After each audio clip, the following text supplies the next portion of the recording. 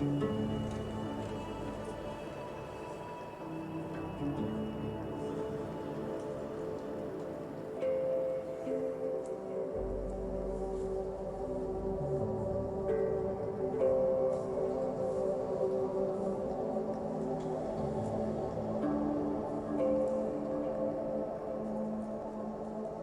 my sugar! Take anything you like!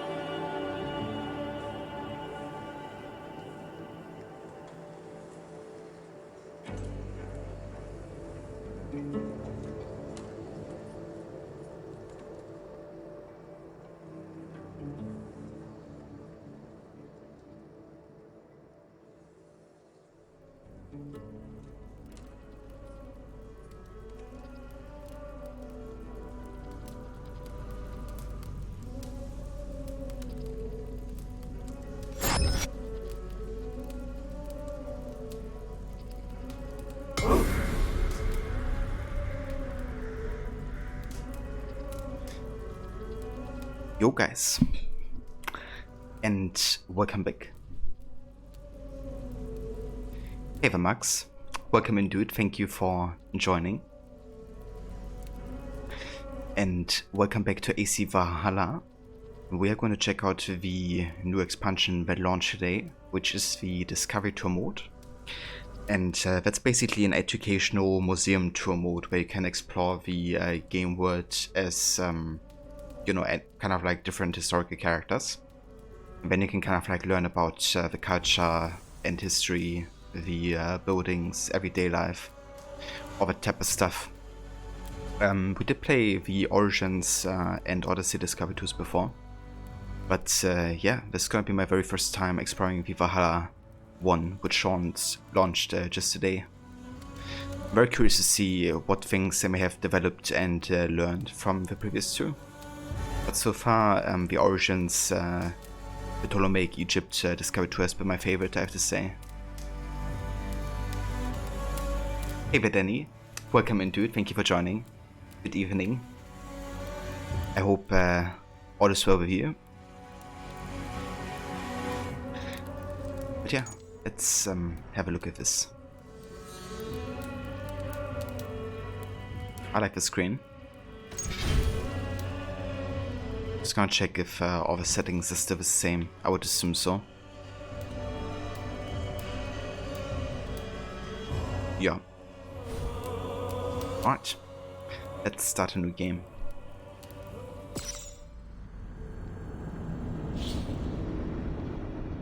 Hey there, Levi. Welcome and thank you for joining.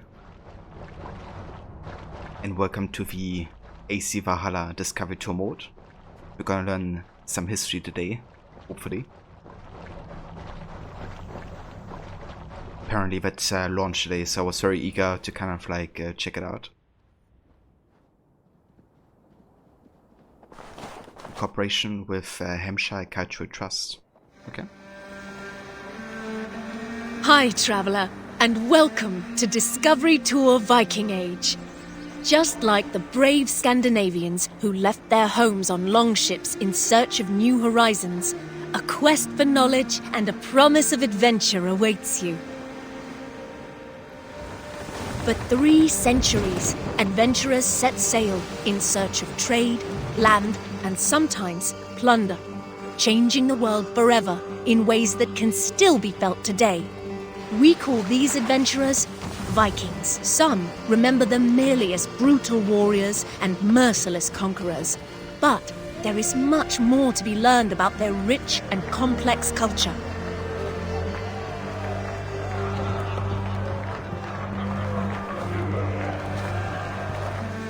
History will come alive for you through the eyes of those who lived it.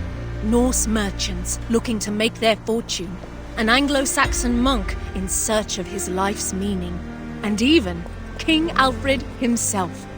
You will follow their deeds, both great and small, as they navigate their eventful time in places known today as England and Norway. But fear not.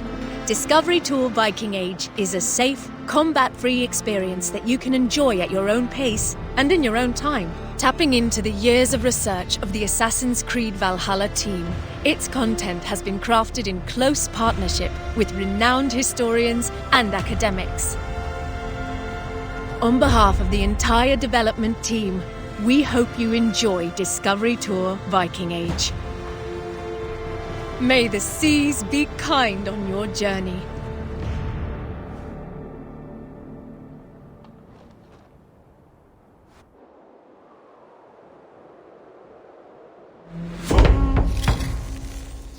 Oaths and honor. Foster, a young merchant, prepares to leave on his first raiding expedition, a perilous voyage across the sea. But before he leaves, he must settle his business affairs and attend the assembly of free men.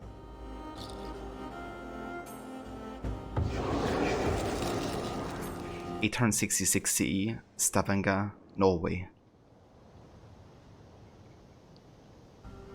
Your father would be happy to come to the farm as company. You'll be off raiding for months, not years. Shorter than your trade routes even. The farm and I will still be here when you return.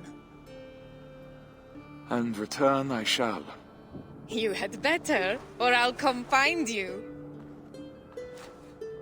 Trick, do you have any questions for me before I leave? No.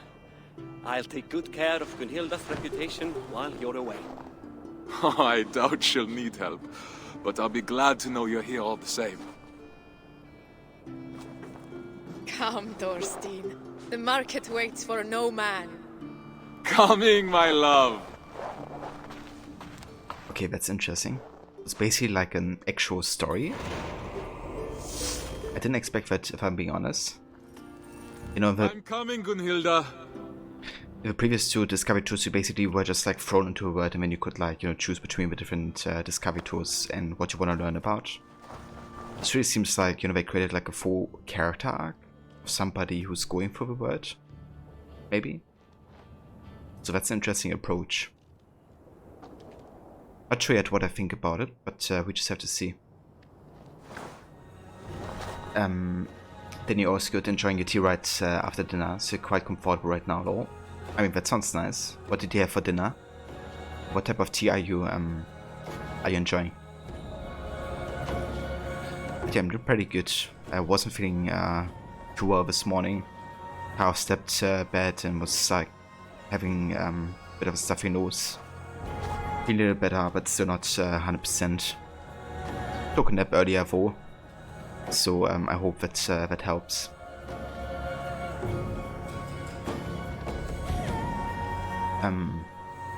Levi history, you're doing well. How are you? Yeah, pretty good, Levi. I'm glad to be playing the Discovery 2 actually. I'm quite curious to see how they kind of like did this and what they may have developed further. But yeah, I really like these educational modes they added, especially Origins ones is fantastic.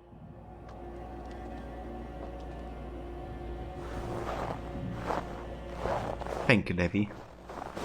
Yeah, I'm sure it's gonna be fine.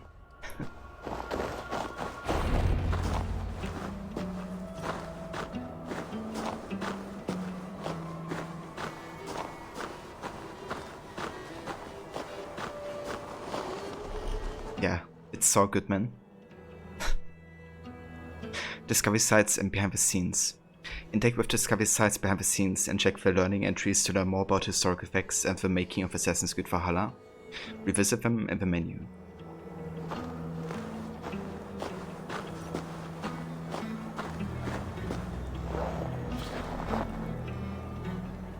Stavanger was built as a natural coastal harbor. He's a grown man, not an errant child. In southwestern Scandinavia. While little is known about its history in this epoch, what is known helped to inspire key events in Assassin's Creed Valhalla.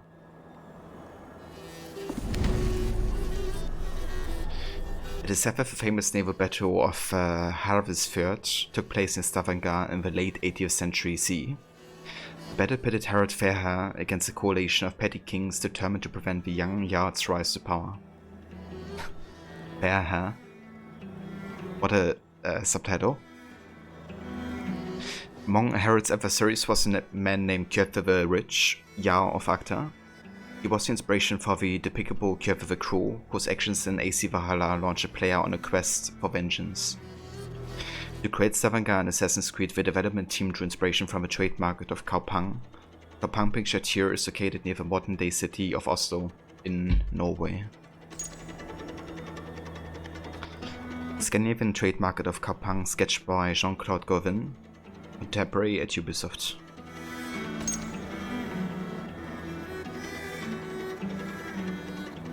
Okay, that's interesting. I had no idea that Kjotve was actually based on an actual historical character. This is of course the guy who ends up killing Eivor's father. Slaves, talk, Gunhilda. If he returns to his family and says we mistreated him, I might find myself in a duel. The household slaves. Slaves were a significant part of Scandinavian society, sometimes brought back by merchants and raiders. They were sold to wealthy households to help freemen and free women with daily chores.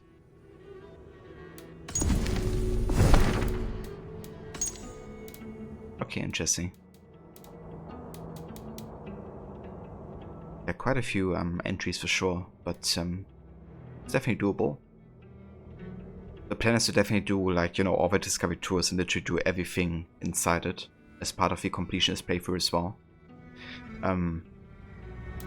Like, there's also rewards apparently for doing everything. Like, you get like an armor set and some weapons and all that type of stuff.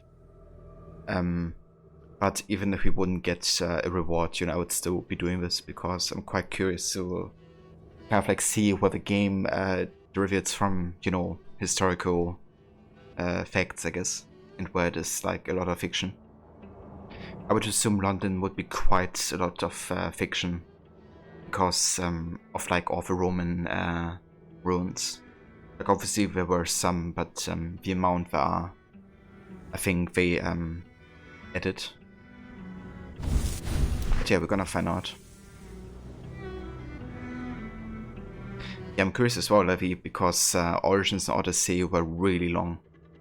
Especially Odyssey, because you had to read so much by yourself. Whereas Origins had like more narration, which kind of like made things shorter for streaming. But yeah, I'm curious to see how much narration Valhalla will have for.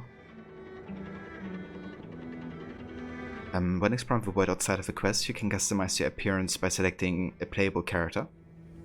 To unlock a specific character, look at the menu entry and complete the given objective. Thorstein is patient, honorable. He yearns to be a great merchant and is married to Gunhilda. And we have brother Erich. He is kind, determined monk whose aim is to share his faith and love for God. Ah, so interesting. So I guess each character would be kind of like dedicated to a certain area. So once we pay Layla, we can explore maybe the modern day, kind of like North America, or at least a short part where she is. A small part. We also have a young Sigurd, that's kind of cool. Of course, male and female Eivor. Then we can unlock characters like Gunhilda. or Soma. We also have Basem. Like, that's kind of cool. I would want to play as Basem for sure. We have Fuke. No thank you. Please see me, we have Sean. Where's Sean? Yeah, there he is. Sean Hastings. Can't wait to play as him, actually. Also, we have Loki and Basem. That's a bit redundant. With Thor and Freya. I reckon Loki would be for kind of like one of the Asgard's memories.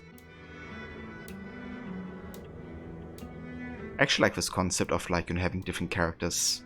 And I would assume that they are kind of like dedicated to certain areas. But we see. Team Ava. Okay, you stop. That's fine, Levi. I can understand it. Each piece of historical knowledge, whether from quests, discovery sites, or elsewhere in the world, will be collected here. To unlock and learn more about a specific topic, look at its menu entry and complete the given objective. Each behind-the-scenes station discovered in the world will be collected here. Explore the world to unlock them more, or look at the menu entry to know more about how to unlock a specific one. Unlock new cosmetics, companions, and gear for Assassin's Creed Valhalla by exploring the world and completing quests. This is a unique offer reserved for DLC players only. Ah, okay. Well, I do have a DLC, so I guess I'm fine. Hey there, Sekhet. Welcome in. Thank you for joining. Oh yeah, I'm looking for the behind the scenes.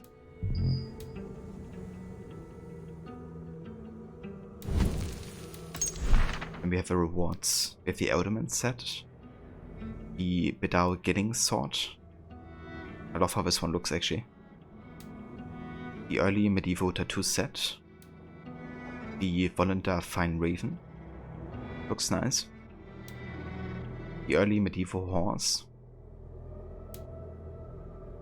The Discovery Settlement Pack. And the Slit Rutani ship pack. Yeah, I like these rewards actually. The set also seems to be a bit more historically accurate, I would assume. Maybe it's still like the excessive use of like fur. But overall like the clothing and stuff.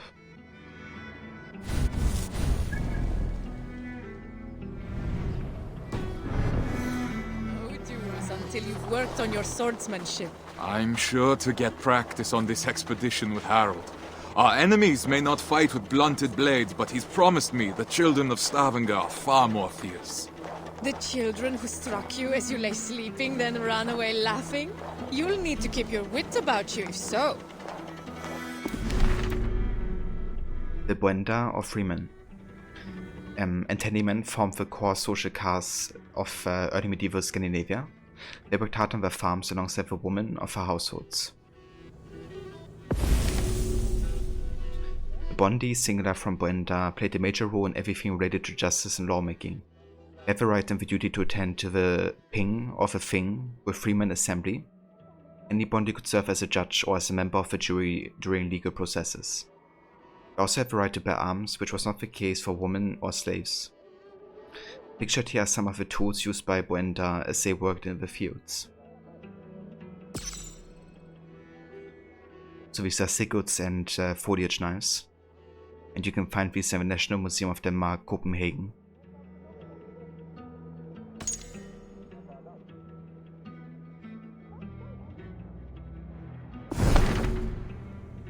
Hey there, Blue Tech. Welcome in, dude. Thank you for joining. How are you this evening?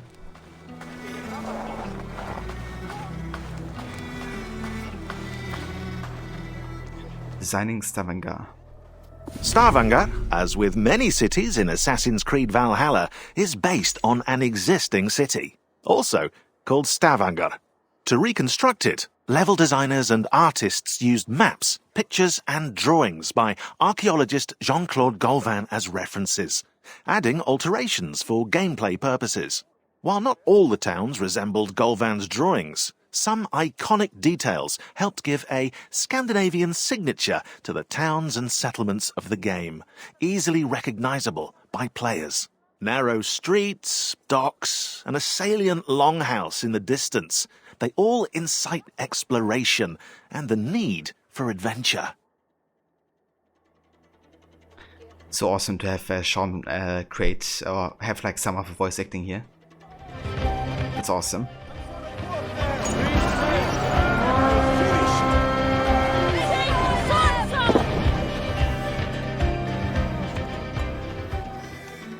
And hey there, Mr. Goody. Welcome in, dude. Thank you so much for joining. Welcome in, Raiders. I hope you had a great stream today. I hope you had a good time playing some Alan Wake Remastered. How was it? Also welcome in Saint Vespa and Halken Hikaru. How are you guys doing today? Thank you for follow, Halken. I missed the part where that's my problem. Can't miss the Bully McGuire. Yeah, thank you so much for joining. We're just doing some Discovery Tour museum mode for Valhalla, which launched today. Yeah! So kind of learning about more of the history of the Vikings. Everyone, get your dancing emotes ready. It goes a little something like this. Oonts, oonts, oonts, oonts, oonts, oonts, oonts, oonts, boom chicka, pow. Yeah, dude, thank you so much for joining and for the 21 months of resubbing. That's insane, dude. Getting closer to the 2 years there. Thank you so much. How are you doing? I hope you're having a good day so far. Welcome to some Discovery Tour and Museum mode.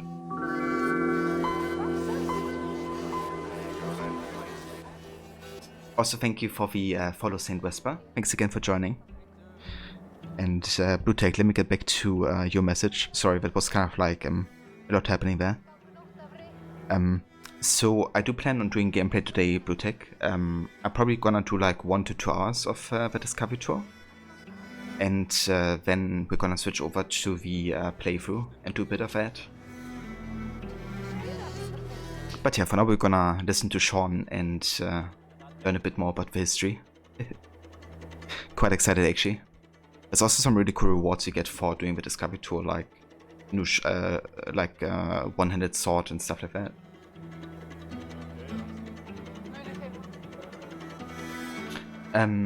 Really good you finished Alan Wake this stream. Or did you, Mr. Goody?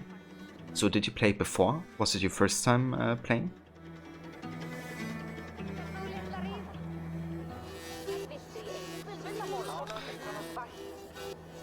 But yeah, I'm doing quite good, Hero.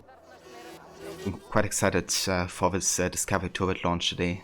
I really enjoyed the one for Origins as well, so I'm quite curious to see where the game took creative liberties and where it stays kind of like accurate to history.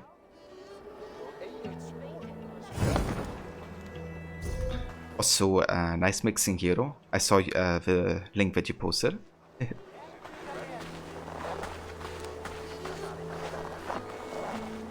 I love that mashup of the songs that you chose.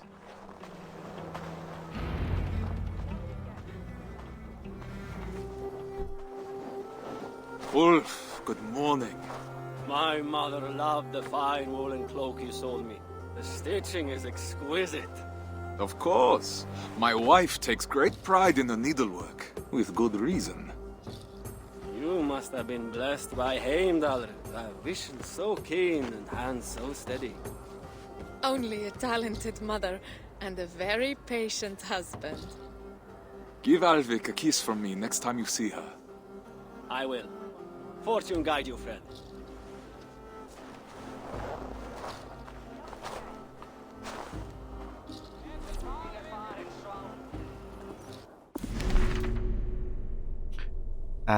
You played last time on first release on 360. I gotcha. So it's been a while for you then.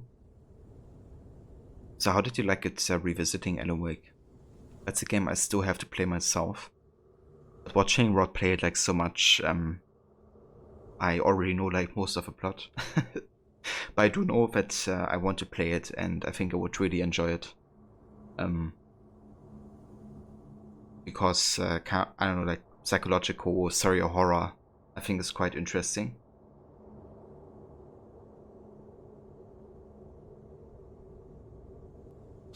You enjoyed it, you beat it in 2 streams, roughly 8 to 9 hours it took you.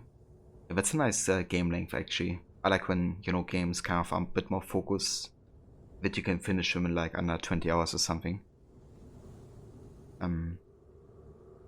Like for example the early AC games and stuff like that. I don't think every game has to be like, you know, packed with like dozens of hours or hundreds. The Gothi, or the Lawkeeper. The Gothi was a leader of the community and held great social and political influence in the medieval Scandinavian society. He presided over the Thing, the assembly where decisions on trade, war, and politics were made. The Gothi was a keeper of the law. He knew the roots of his society by heart and used his knowledge to guide his actions. The title Gothi from Go or God might suggest he held a religious role. While the medieval Scandinavians did not have priests like the Christians, the Gothi may have helped to oversee religious rituals as seen in this painting. Scandinavians would have believed that the Gothi served the gods by knowing the law, and the law was considered an instrument of order and harmony. Just as the gods gave order to the universe, the Gothi's knowledge of law helped to keep the peace among the humans of his community. So this is an offering to Thor, painted by Johann Ludwig Gebhard Lund from the 19th century.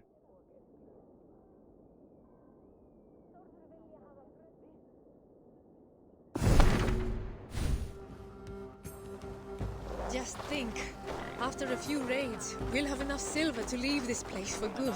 Have you not been happy here? With you, I would be happy anywhere.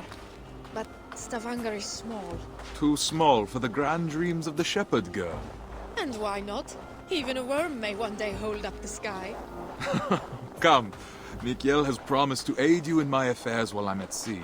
You'll have plenty of time to dream while I'm gone.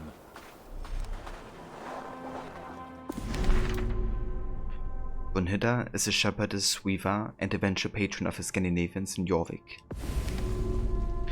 She is married to Thorstein, a merchant from Stavanger. Together they have plans to move upward in society by putting Thorstein in the service of a great Jarl and growing the riches.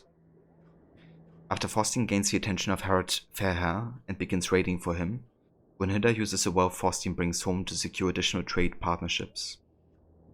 Through prudent investment, she builds their fortunes until she and Thorstein have enough to purchase her own ship. She also puts together the Felag, a guild or group, that would travel with them to settle in England. Okay, that's interesting. So they actually have plans on settling in England as well. And I guess that's how we have a bridge from Norway to England. With them essentially having similar plans to, for example, Eivor and Sigurd in the main game.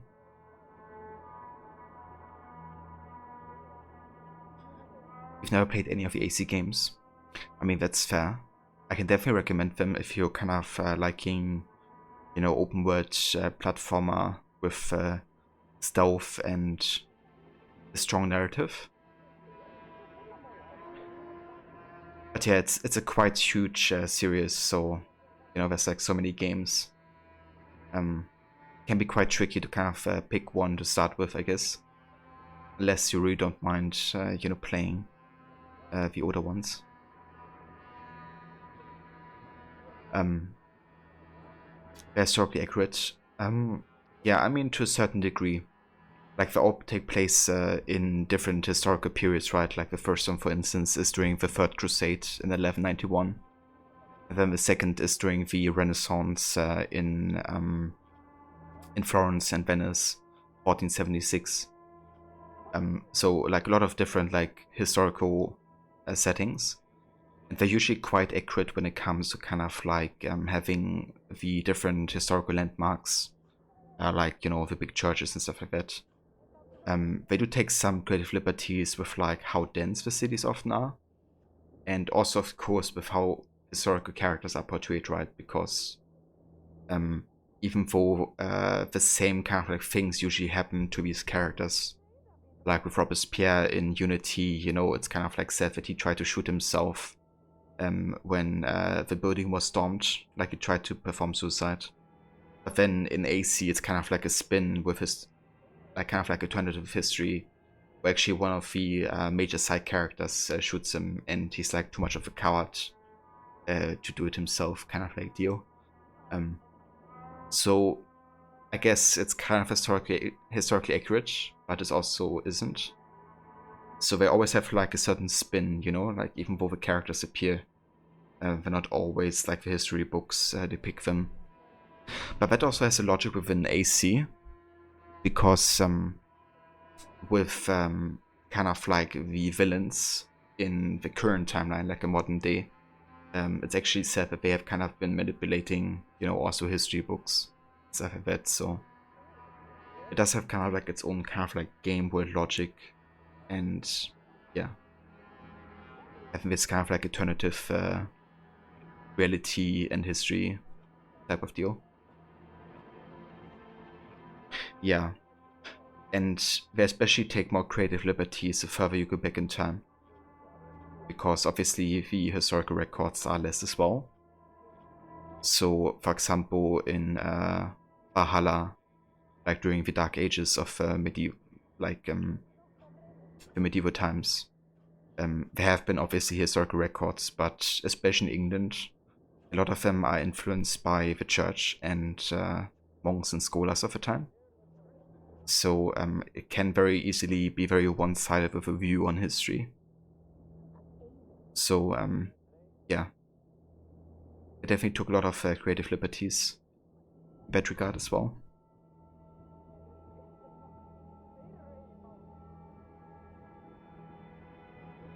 Technically, Alfred was the first to take it upon himself to write on everything.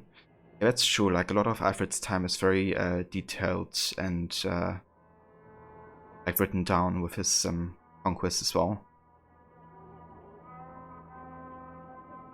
Yeah, no worries, Hikaru. More than happy. Yeah, that's the thing, right? Like, obviously, it's always a bit biased, and that's the thing with historical research in general. Like, you have to look at all the sources that are available, really, and then compare them, I guess. Then you may find out kind of like the common ground and what is like pretty much confirmed to have actually happened. So if you only have like very few sources, that makes it very difficult.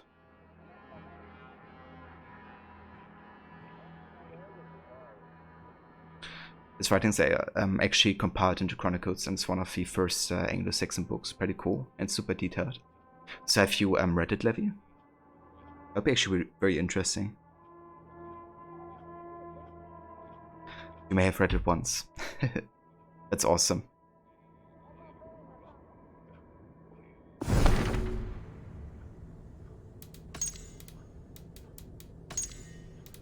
Okay, so what...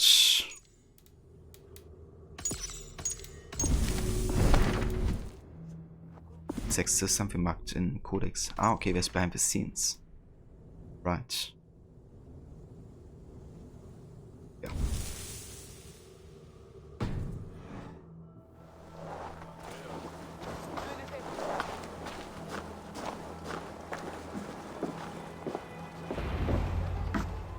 Mikhail, it's a fine day for a little business, don't you think? Get away from here, Thorstein! I won't be seen dealing with an oathbreaker! A what? Keep your voices down. On what grounds do you base this outrageous claim?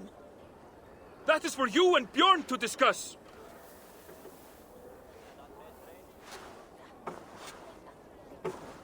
I can't believe he'd betray me like this!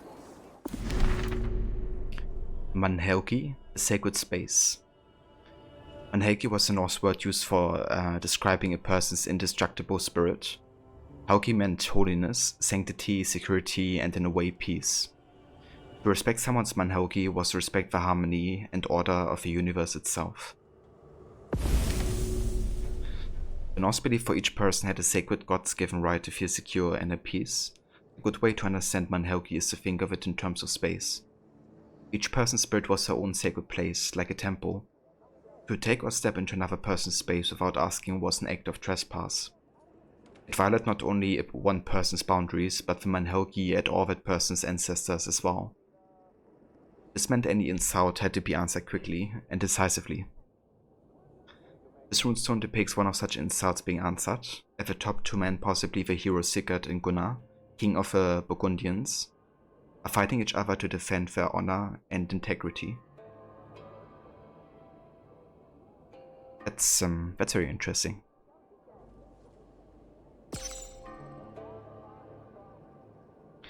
The Hellested Stone from the 8th century, and you can find this in the Gotland Museum in Visby, Sweden.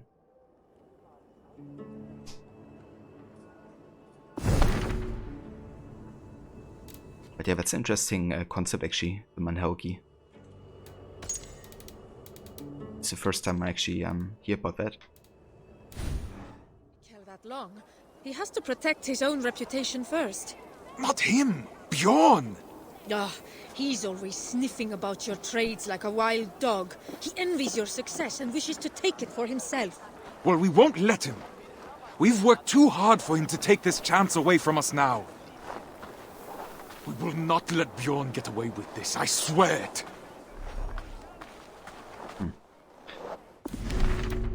I have to say, so far, I actually enjoy the story-focused aspect of this Discovery Tour mode, because it's like creating a balance between information and kind of like entertainment, which can be a bit tricky, especially in the Odyssey storyline, or Odyssey Discovery mode, because you just, you know, go from one station to another and it's just you reading most of the time.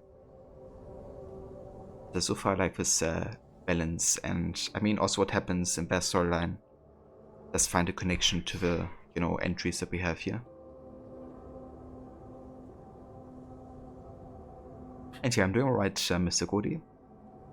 Feeling a little under the weather, but doing overall quite well.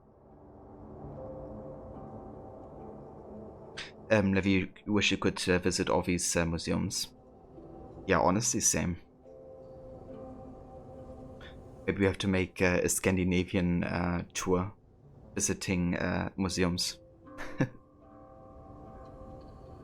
wouldn't mind getting back to Sweden and Norway, because those countries are absolutely beautiful.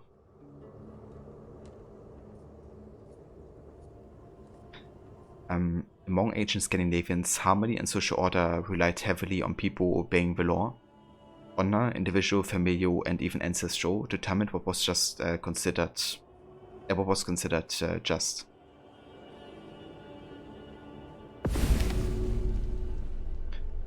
Honor was something ancient Scandinavians cherished, sometimes called Heyor, meaning brightness. Honor was said to shine. This idea of honor as a visible quality that received its shape from the gaze of others was central to ostentatious displays of wealth, or to bragging about successes in combat. Scandinavians engraved their memories in stone to make sure their reputations never died. This is the Hellested Stone 1 from 970 to 1020, and you can find this in the Copenhagen National Museum.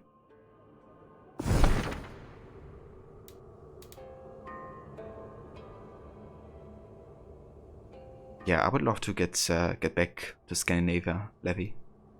Have some nice memories from like holidays over there. Foods and vengeance.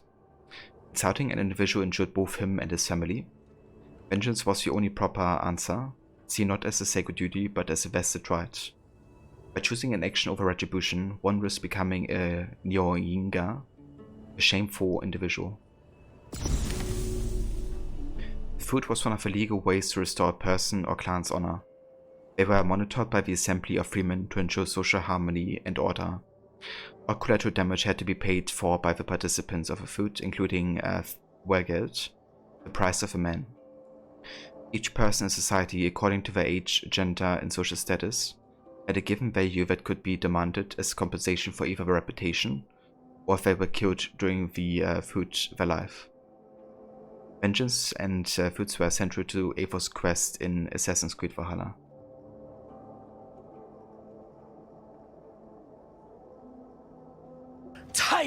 Tight, yeah! Lurking yet again, but 19 months. What is going on? Time passes so quickly. Is this the real life? Is this just fantasy? Hey. Kobe, thank you so much for joining and for the 19 months of resubbing. Indeed. That's an insane amount of time to be here and to support me, Kobe. Thank you very much for all the good times and, you know, for sticking with us. I hope you're doing well and that you're having a nice evening. I saw you streaming something on Discord earlier. I hope you had fun watching whatever you streamed.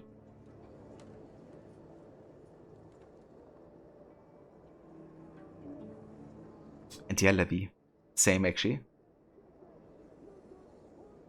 But yeah, I would love to get there. Mr. Goody, Alan Wake was so good, you enjoyed its story, was Great Darkness, spamming through text was a bit unpleasant at times. Yeah, there's definitely some intense moments in Alan Wake, it seems. I do like the concept of, like, you know, using light to kind of like deal with the enemies. I think that's quite interesting, and it really adds to the kind of like surreal element.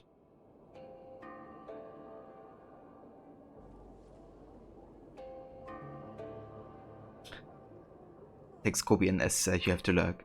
Well, thank you for lurking here though. I was watching a bit of Word Ballet Day. Oh, nice. You're doing alright today. Hope you're having a great stream and everybody's having a great day. Thank you, Kobe. Yeah, definitely enjoying myself so far. We're currently doing the Discovery Tour mode that launched for Valhalla today. So learning a bit about the history and culture of the Vikings and of the time of them being quite active all over Europe.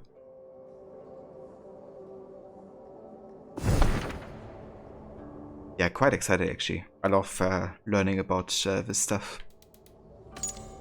Especially since it goes a bit more in detail than the database from the main game did.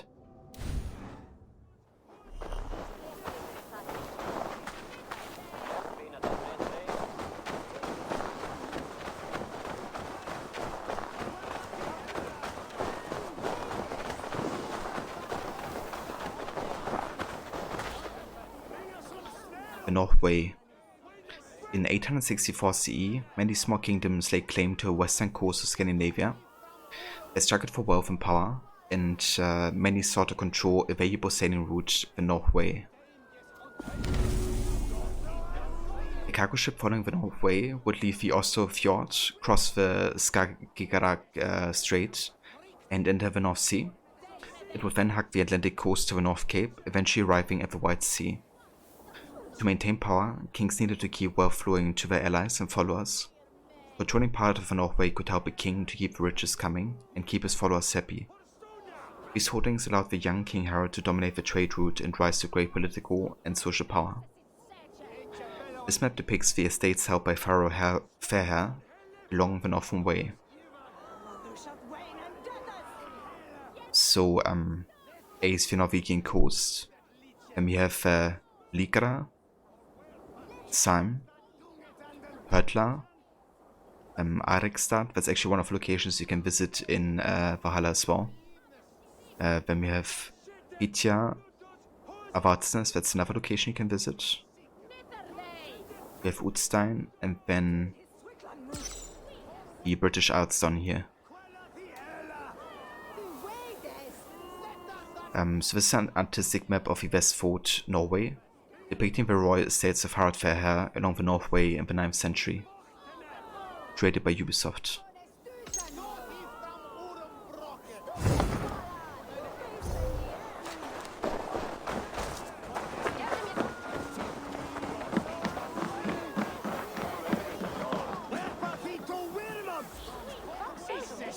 The Fellag or Fellowship. The Fellag was a legal, social and business fellowship. Formed by 2 or more people, members of a Fellag often became trusted companions. The English word fellowship came from the word felek. Feleks were formed for a number of reasons, including building a boat or funding a sea voyage.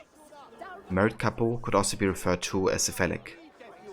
A felek was like a second family. Each felaki, or member of a fellowship, protected his companions and their interests. If a felaki was killed, one of his fellows would avenge him, take care of his funeral arrangements, and honor his memory by immortalizing him in a runestone. This runestone was erected by 3 surviving members of a felak to commemorate their partner, whom they called the most unvillainous of men. I mean, that's quite dedicated.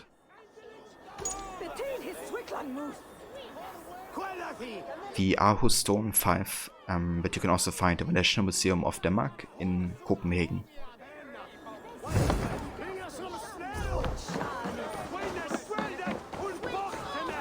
Bjorn! What have you done?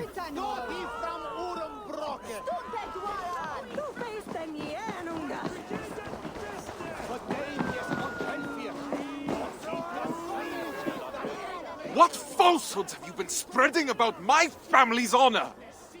Nothing but the truth. This sail your wife made, that you sold me, is as rotten as your intentions. You wish for me and my men to drown on the open ocean, where our bodies would never be found. Are you a fool? Even if I wanted to leave you stranded and sail west alone, Harold would never allow it. He would make me rescue you, and then we would all be doomed. I don't claim to understand you, Oathbreaker, but your methods are plain. I believe I'll go inform Harold of your duplicity. He should be arriving any moment now.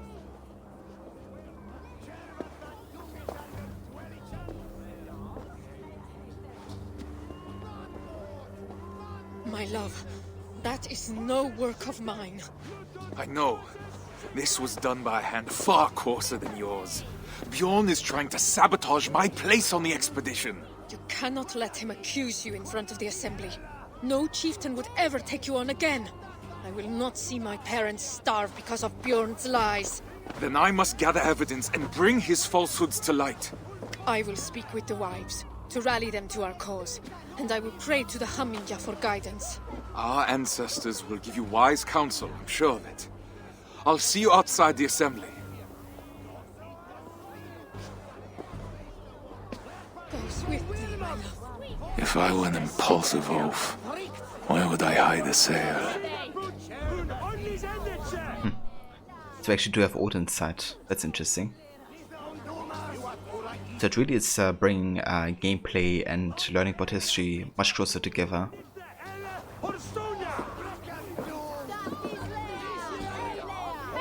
The thing is, you know, they also could have just included these kind of like historical markers like these in the main game, in the map. And you could just like, you know, choose a mode, maybe in the main game, where you could enable those if you would want to learn more.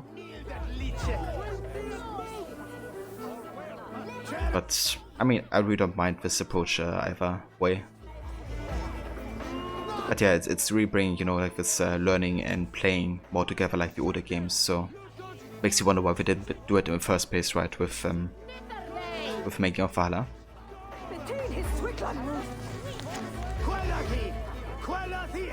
Forstin, Oathbreaker, Thief, Liar, Traitor. These crates came from not far. No local wares then.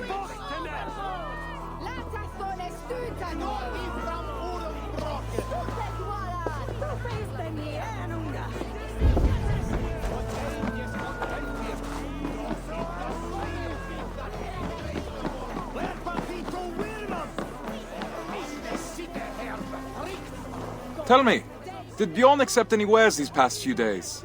Surely he did. I carried them myself. Wet and nasty they were, smelling as if they'd been stored at the water's edge. Did you happen to see what was inside? No, but it had that damp sheep smell. Wool, I suppose. Thank you, my friend.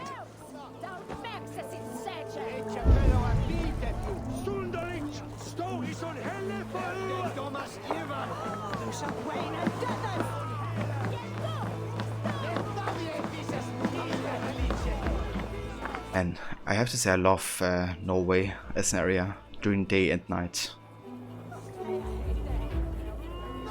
So you love kind of like the, really icy atmosphere as well that they created. Especially at night, with like the northern lights and stuff like that. Just for them Georges. Also Wetzgau.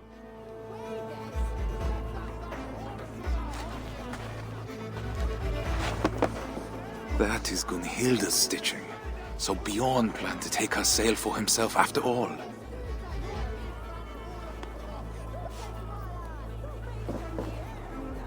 It will need to be more than my word against Bjorn. The horror of banishment. Death was the worst punishment for medieval Scandinavians. The fate they feared most was to become utlaga, or outlaw, to be banished. Scandinavian was nothing without their community. By being banished from society and becoming an outlaw, a person was suddenly cut off from all the people they loved and who gave them purpose. They were separated from their family and even their long-dead ancestors. Without a land, clan or ancestors, an outlaw was considered no more than a beast, and like an animal, it was legal to hunt him. Banishment was a dire punishment for both the outlaw and his family.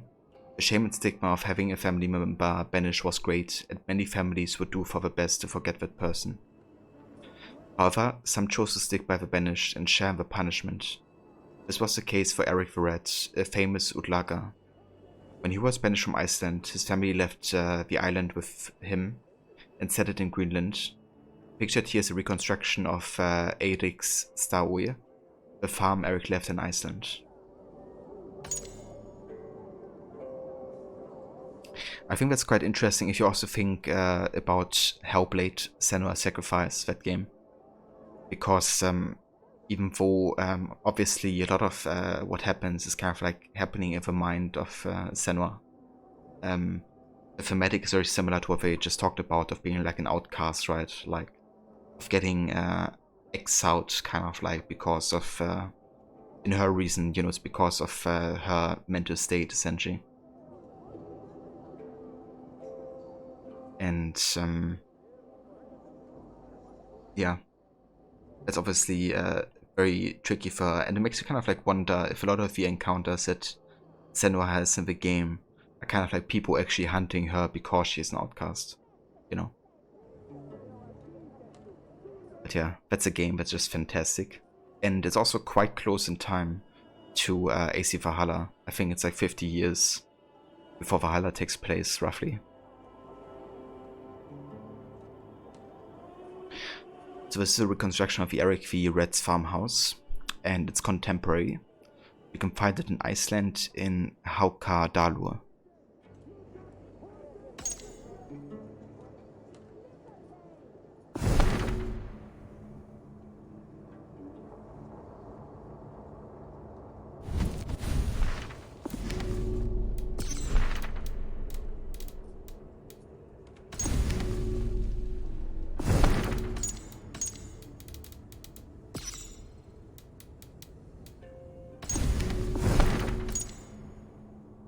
Yeah, no worries, Levi. Take your time. Ouch for me as well.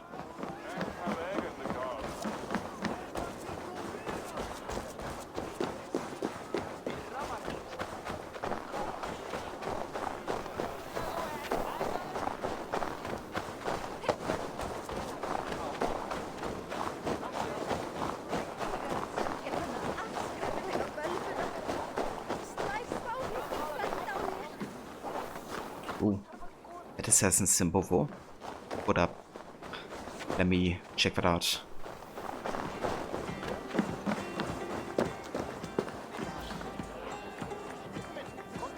The Dice Cast 3D modeling. How to resurrect a 1000-year-old board game. Even warriors get some playtime. Indeed, it seems that Vikings played board games that involved throwing small objects, such as carved wooden figures. However, the team couldn't find any clear rules for these games. But all hope wasn't lost. The developers of Singapore, Chengdu, and Montreal studios all came together to invent new rules and mocked up their prototypes in a tabletop simulator. and then probably got really angry when one of them won and the rest lost. Everyone on the team could experience and enjoy the evolving versions of the Orlog 2.0. A first physical prototype was also made, using real dice that were painted over. The game of Orlog was reborn. And AC Valhalla's version of the Orlog was so loved by fans that Ubisoft partnered with Pure Arts to produce real-life Orlog sets. Indeed. I mean, I wouldn't say that Orlog is like universally loved by everybody. I think some people are actually very frustrated by the game. And some of the luck factors in it. But it is true that, a lot of people love Orlog and so much that they created their own sets, which then, made Ubisoft and Pure Arts say, hey, how about we actually bring out like an official version? Which they have, I think, at this point.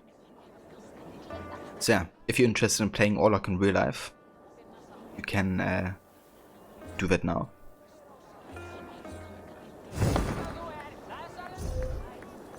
So that's the assassin symbol, I guess, kind of like behind the scenes for the game itself. Not exactly kind of like historical, right, because they made up most of the rules and stuff. Games and sports. Medieval Scandinavians enjoyed games and activities in their free time. These sports were not played just for fun, they were a chance to hone the participants' tactical cunning, mental fitness, and physical strength. Indoor board games were often strategy contests like chess or checkers. The game Henne Feitofo or Tefo, one player controlled a king and his personal guard. He had to survive against the other player's group of attacking pieces who were placed around the four sides of a board, and this chess piece used in Tefo was made from a bone. Pieces could also be made from other materials such as wood, tooth, and walrus ivory. Outdoor sports were very physical and competitive, requiring strength, endurance, and agility. One activity was a glima, a form of wrestling with no hold spirit. In the glima, each wrestler had to struggle to keep his opponent pinned to the ground. Medieval Scandinavians also loved to ski. That's kind of cool. Like imagining medieval skiing. I wonder if somebody, made like a snowboard. Like an ancient snowboard. A polished and decorated bone chess piece from the 10th to 11th century. You can find this in the Winchester Museum in the UK.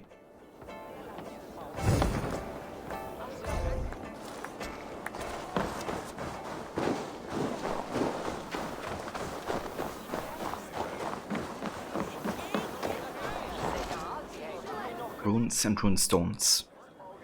Runes are both magic symbols and alphabetic characters. Engraved on stone, they created rune stones. The Old Norse rune means secret of esoteric knowledge. Runes made up the foothold, the runic alphabet. Each rune had a unique meaning. For example, the rune Wunyo, engraved on the little bloodstone, is the letter W as well as a rune of joy and kinship. As with all written words, runes could carry memories and histories into the future. By engraving them in stone, the Scandinavians ensured their stories would endure. Runestones told a wide variety of stories. They could also honor people and events. Sometimes women would order a runestone engraved to commemorate the courage of her husbands and sons who perished in battle or at sea.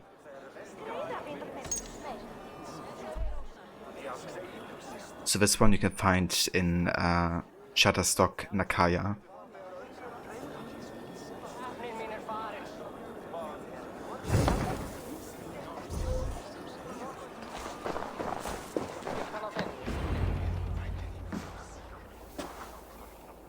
Friends, neighbors, listen to me. Bjorn has declared me Oathbreaker, calling my good name into question. We saw the sail. It would have torn in the first gust of wind. That was a sail he bought from Notfall, carried to us in sea-soaked wood. My wife's sail he kept aside for himself, to use once he reached the open sea. I am familiar with Gunhilda's stitching.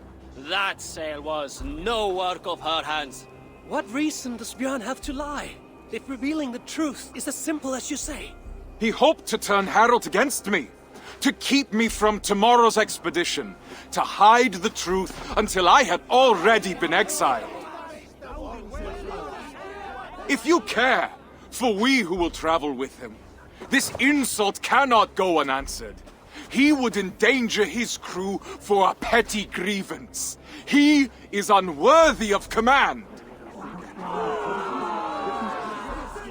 Free men of Stavanger, hear me! We must inform the Assembly. We must inform Harald Jarl. Only then will our safe return be assured. Are you with me?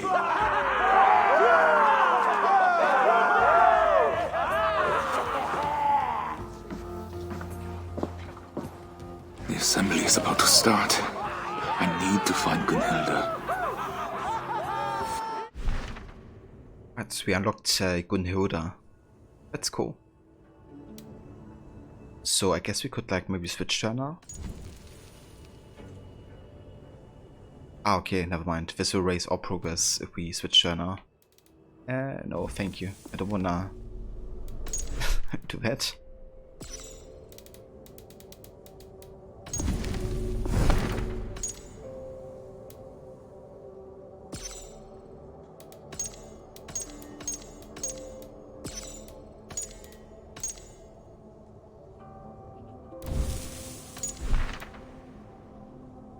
Okay, just want to uncheck everything so we only see the new entries.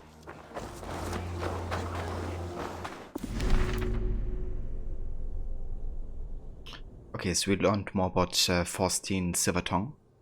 He's a merchant, a charcoal burner from Stavanger. He hopes to one day serve a great Jarl. He gains the attention of Harald Fairhair and serves him as a raider for many years before deciding to depart for England to build a future for himself and his wife Gunhilda. Unfortunately, despite Thorstein's effort to repair the relationship, an old rivalry with Björn will resurface in the lands across the sea. In Jorvik, Thorstein discovers what fate has in store for him, and as always, its threats prove impossible to resist.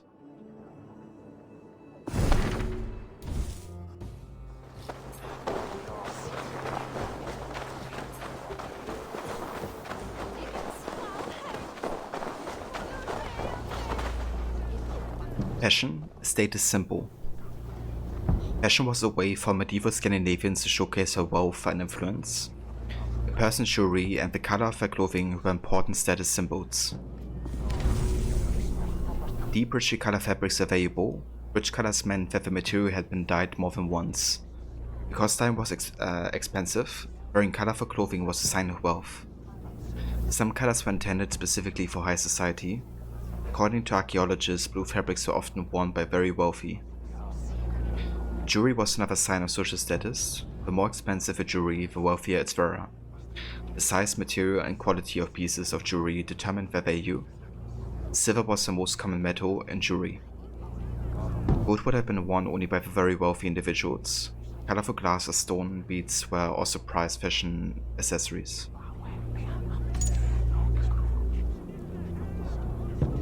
And this jewelry you can find in Denmark, Copenhagen as well.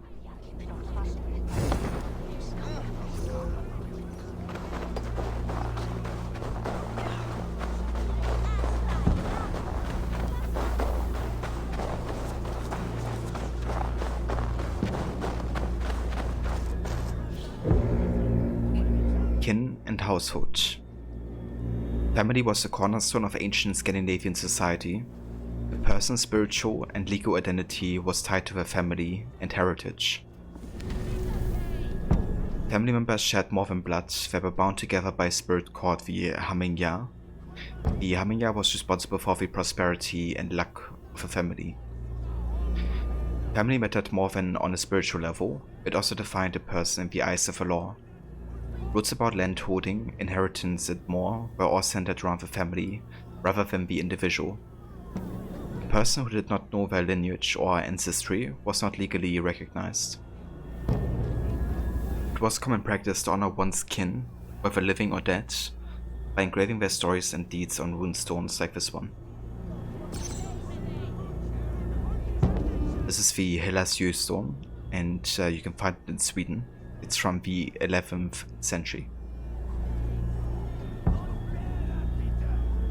It's kind of cool spotting like all the similarities to like you know, the design of Valhalla, like also with the like loading screen and kind of like main menu screen, I guess. Like there's definitely quite a lot of inspiration from this stone alone that you can take.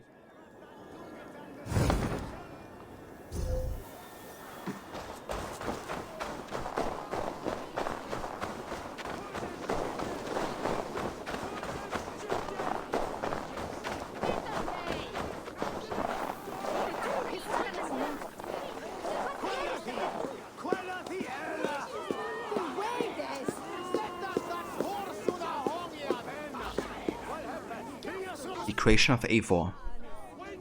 The hooded cloak and red sash, only a few subtle detail hints at the assassin's background.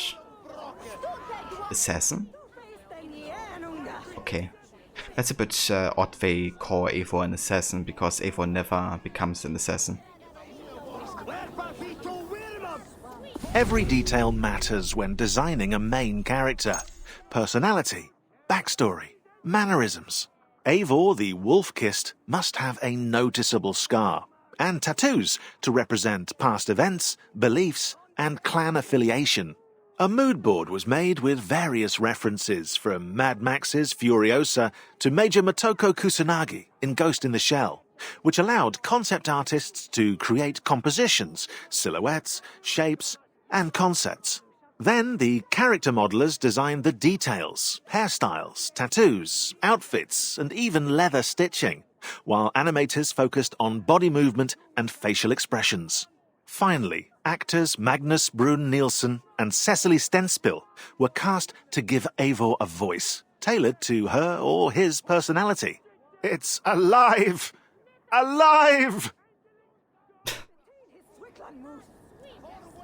At Frankenstein reference. I love that, you know, Danny Wallace got to do some of the narration here.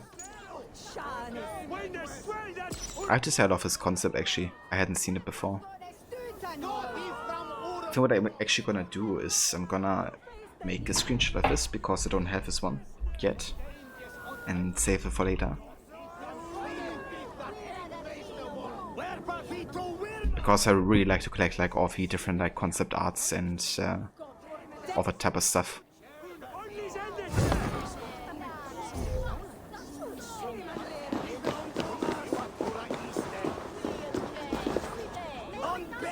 A thing or assembly.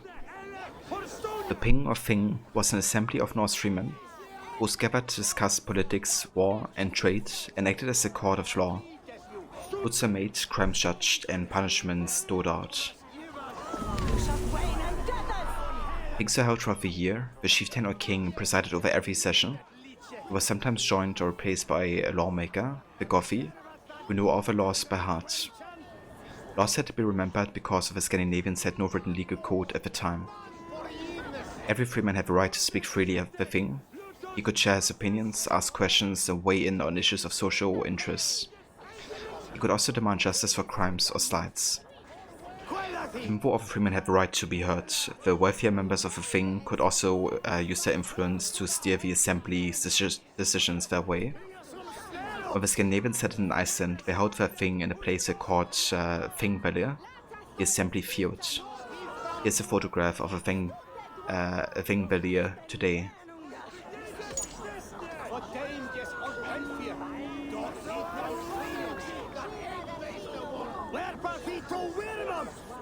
Oh, Maxime Durand.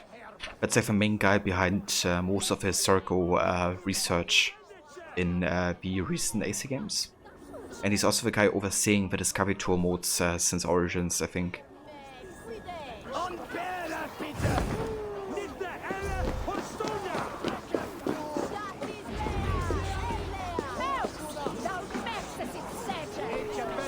I found your sail and the mark of the goods Bjorn claimed were ours. His lies are already falling apart. You've done well, but I fear what you have found may not be enough to convince the Assembly. What will you do? I will demand a Manjapnatur, and declare my own deeds as evidence that my word holds more weight than Bjorn's. His reputation cannot compete with ours. A sound plan. I have rallied the wives to our cause and prayed to the gods. Even if you lose, my silver-tongued warrior, the women will make the Assembly see reason. I see my heart beats as fiercely as ever. Go now. Reclaim our honor. Forsetti, bless me as I defend my honor. The Free Woman. In medieval Scandinavia were the pillars of their households. Among many other tasks, they were responsible for their household's economy and kept a watchful eye on the clan's reputation. Women wore keys like these at their hips to symbolize their authority. As the keepers of hearth and home, women were responsible for keeping both home fires, the cooking fire and the vital force of the family, burning strong and bright. If the latter fire went out, the harmony of the clan would be threatened. For this reason, the hearth was sometimes associated with Yggdrasil, the cosmic tree, and the pillar that uphold the order of the universe. If a home fire flickered or Yggdrasil crumbled, order and harmony would shatter. A pair of Scandinavian keys from a Viking age, and you can find this also in Copenhagen.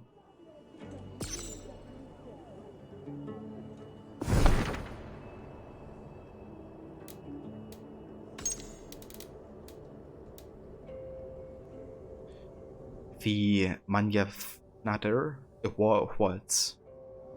Medieval Scandinavians were quick to defend their honor. Someone who felt disrespected could ask for a contest to determine who was in the right. In one such tribal combat, the Manjapnatur, the weapons used were words. Also called the measure of a man, was a duel of words fought between an accuser and the man he had accused. If one man accused another of doing something wrong, the defendant could demand the Manjapnatur to defend his honor. It was a boasting contest. The two men in front of witnesses would each brag about their deeds and exploits. If one of them lied about the deeds or showed a lack of confidence, he lost the contest. This was considered proof that he was dishonorable or at fault. The Manjapnatur was not only for mortals. In one myth, Thor, the god of thunder, found himself in a boasting contest with a ferryman, who refused to carry him across a fjord. Little did Thor know that the ferryman was in fact his father Odin in disguise. This made for an exciting war of words. That's a funny story. Greybeard and Thor, illustrations by W.G. Collingwood from 1908. And you can find this in World History Encyclopedia.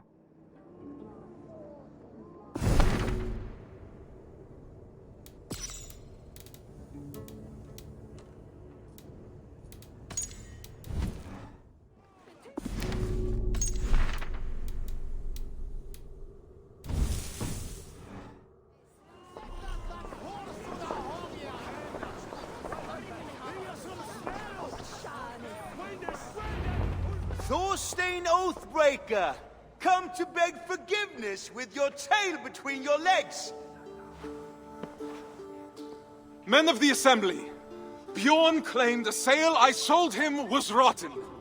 But I have found Gunhilda's work hidden, and the sail he claimed was mine came in sea-soaked wood from Notfall. He sought to ruin my reputation to cover up his poor trade, all so he could claim Harold's favor as his own. Thorstein, if what you say is true, Bjorn is guilty of lying, injury to your reputation, and of an arrogance that could have led to the deaths of his crew and yours. Yet he was the one to bring you before the Assembly. So now you must choose. How will you defend your honor? We will have combat aplenty across the sea. I choose the Manjapnatur. Come then. My tongue is as sharp as my blade. Declare yourself worthy, if you can. Interesting. We can have a duel. Yes, it's kind of like similar to the flighting win. Also, have a chaotic assassin. Welcome in. Thank you for joining. As if we are finally doing these again. What's up? Yeah, indeed. I'm actually quite excited that we get to play another Discovery tour. And they did change quite a bit since the last two. Like, they made it a bit more like a story, and then you get to have like the database entries and stuff alongside that story. Yeah, quite interesting and engaging so far, I have to say.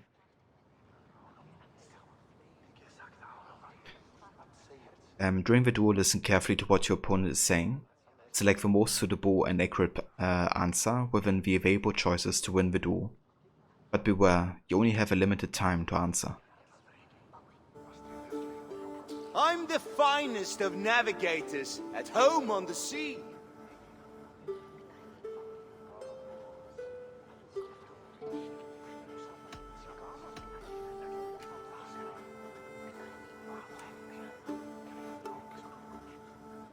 Yet the ships and the rations were handpicked by me. True, but I was the first to be picked for this crew.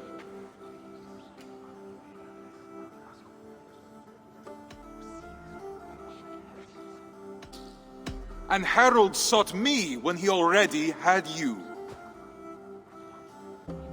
How can he believe you are the better choice? You're playing him for a fool. You're a liar, a thief, and a braggart, a pest!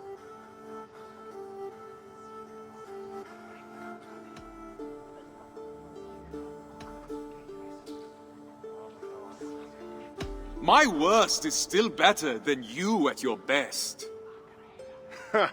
No truer words have ever been spoken. It's a shame I have to step in.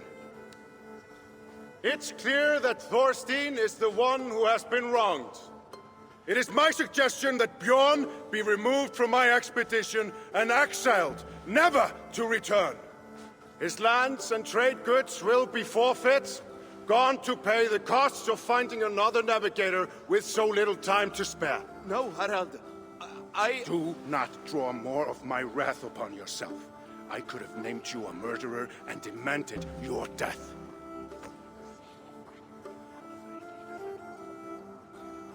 What say you, men of Stavanger? Do you accept the terms put forth by Harald Jarl? We choose exile. Exile. Exile!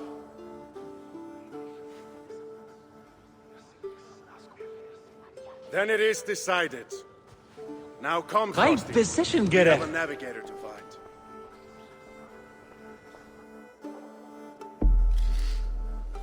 Austin's reputation is restored, as his position in Harald's good grace. Welcome back, Levi. Björn's sentence to exile no longer poses a threat to Thorstein and Gunhilda's honor and household.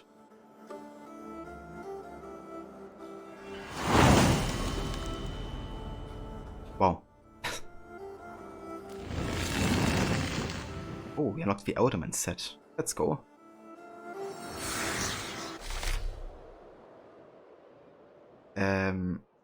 For faith and fire.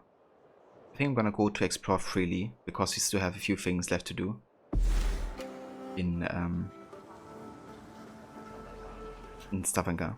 Now we get to play as Gunhilda. That's cool. Thank you, Mr. Godi. Yeah, but fighting didn't went too bad actually. Got some good practice on main game, so that helps. It's kind of funny that the Discovery is kind of like telling us that exile is actually worse than death to a lot of the Vikings of the time, because it means being cut off from society and being like able to be hunted by anybody without any consequence, but also losing you know, that connection to ancestors as well. And then Howard is saying, you know, I could have also killed you, and then the guy, you know, shuts up. Even though exile should be considered worse. These guys are standing quite close to each other. They're clipping into each other. But yeah, that finishes the Stavanger storyline. However, we still have a few locations to explore, so let's have a look.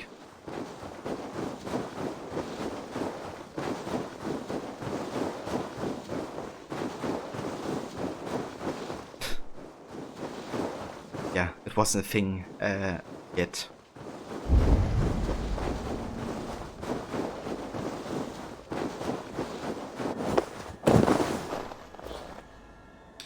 The art of making charcoal. Wood charcoal was used as a fuel to heat forges. The wood was left to burn and char in a pit for many hours before being brought to a forge. When burning wood is exposed to oxygen, it turns the ashes instead of charcoal. To prevent this, the Scandinavians covered their fire pits with turf, cutting them off from the air. This ensured their supply of fuel, and here's a modern recreation of this ancestral technique.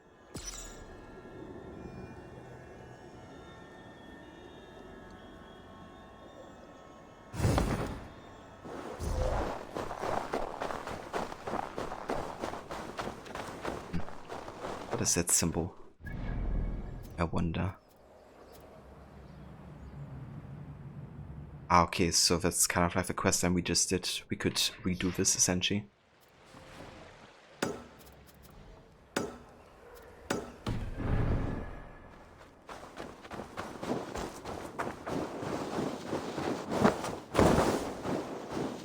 I still kind of wish we had the classic Discovery tours where we just kind of can listen to a narrator guiding us through like a tour. I wonder if it still happens, or if they use the storytelling kind of like approach the entire way.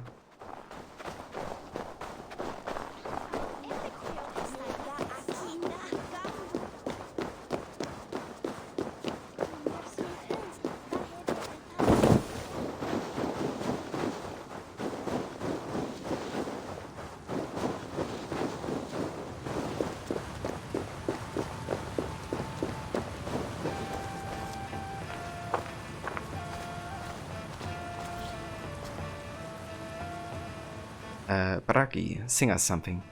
So Bragi is actually the character on the longship that does a lot of these stories and singing. And he's voiced by Einar Selvik, who's one of the composers for the game actually. And he also is an actual like, you know, musician that does like Norse music. Yeah, he's quite popular as well, I think, in those spaces. Music is at the core of AC Valhalla's experience, defining territories and moods. To create an acoustic dichotomy between Norsemen and Angles, Norway's music borrows sounds from rituals and daily life, while England's music revolves more around the church. In total, it's 5 hours of music composed through the collaboration of Jesper Kudd, Sarah Schachner, and Einar Selvik. But the music doesn't stop there. To the uncontrollable delight of AC Black Flag fans, sea shanties were also added to AC Valhalla. They're sung as Eivor sails on the longship by none other than Einar Selvik, Skald Bragi in the game. Indeed. Yeah, I love the soundtrack of AC Valhalla. Just like, you know, the composers chosen as well are just perfect. It was honestly the thing I was like most excited for when I, you know, heard about like Jesper Kudd also coming back. Him obviously, you know, being the composer of the very first AC games from AC1 to Brotherhood to Revelations. And, you know, him coming back after like, I mean, almost 10 years of not composing for the series was just, you know, like a dream come true. And then Sarah Schachner coming back as well, who did the entire soundtrack of AC Origins, which is probably my second favorite in the series, after AC2. But yeah, Valhalla might actually be my top 3, to be honest. I might even rate it on par with Origins, to be honest. Even though Origins was like really damn good. But Valhalla also just, there was a variety of like, you know, different kind of like tracks. Just so good.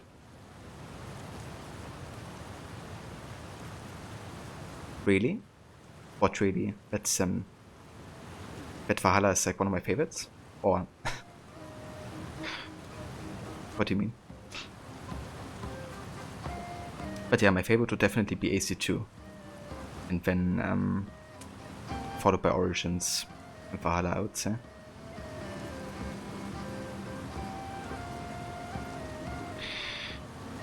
Yeah, I mean, the thing is, in game, you don't really hear like all the soundtracks, right? But if you actually sit down and listen like to the entire soundtrack of Valhalla, like I swear there's like so many gems. I often listen to them, but they very rarely even appear in the game, you know?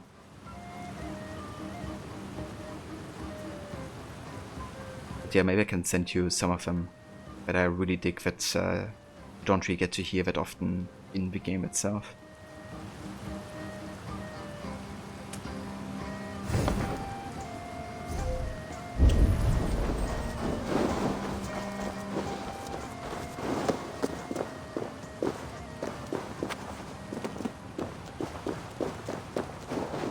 I would say I'm also a sucker for kind of like, you know, the Viking themed music.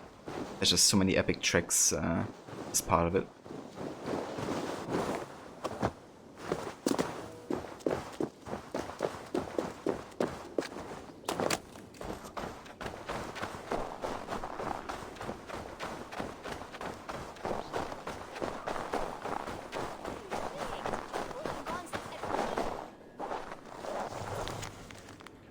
Okay, another note like this.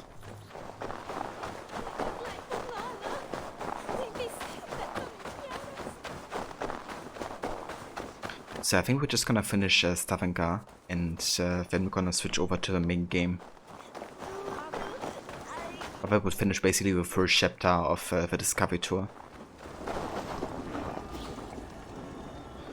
Haminga, family spirit. The Haminga was the spirit of a family and was responsible for its luck and prosperity.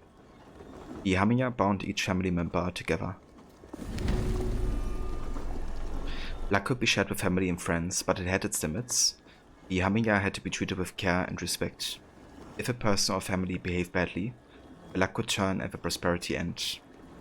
Legends say that the Haminga often appeared as a giant, ghostly woman, like this one created in concept art.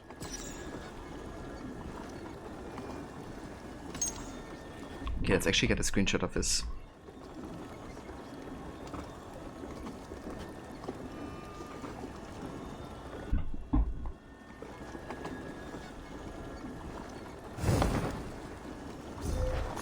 So Levi, what would you say are your favorite soundtracks in AC?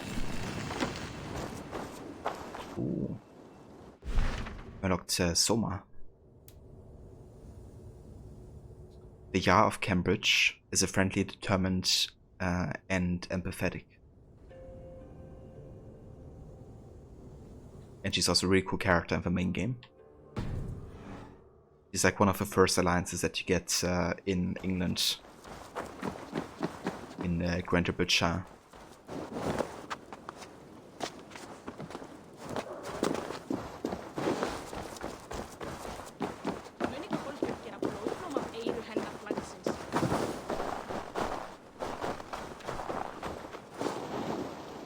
Syndicate, Origins, Valhalla, and maybe Unity as well. Yeah, that's a good list actually.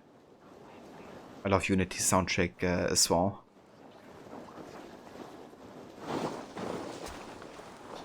Syndicate I also liked, though I thought sometimes it was a little like it was very focused on orchestra, right? Like Syndicate, very much. Didn't really use a lot of the kind of like yeah, it's definitely quite different to the other soundtracks, since it also doesn't include too many kind of like electronical elements, like synthesizers and stuff. I really like Syndicate's one, but I also always love this kind of like connection between kind of like the historical instruments and then like modern day you know, like synthesized and stuff like that, because of a blending of like animus and history. I still, you know, love Syndicate soundtrack. And also, you know, Austin Wintory as a composer is really damn good.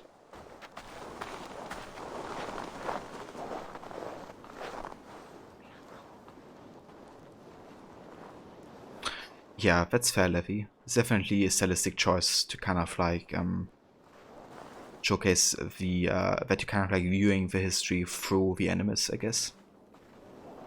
But if you just look at it on like a musical level, I can definitely see it.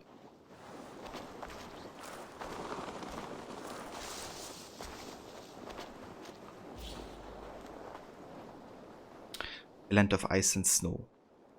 As Scandinavia in the Viking Age was depicted as a land of ice and snow, it's often believed that its barren, frozen nature drove the Scandinavians to leave their homeland.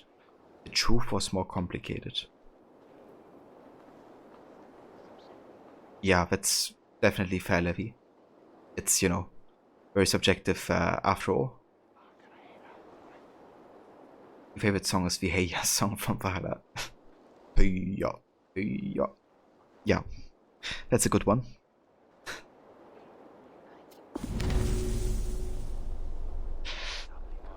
Ancient Scandinavia was not all ice and snow. It included green, lush landscapes like these Norwegian islands. In fact, its soil was quite fertile along the coast and in the south, and could yield a generous crop. However, Scandinavian harvests pale in comparison to those of the Frankish or Anglo-Saxon kingdoms, adding incentive for the invasion and settlements of those lands. So here we have a modern view across the islands of Flatanger, Norway, and this is contemporary, so quite probably shot in the last 5 years or so. How beautiful is this though? Just want to grab like a long ship and, you know, sail from one island to the other.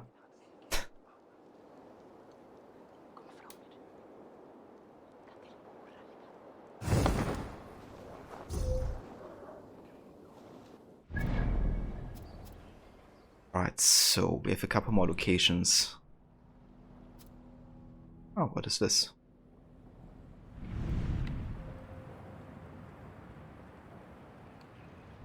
So this is the fourth story part, I guess.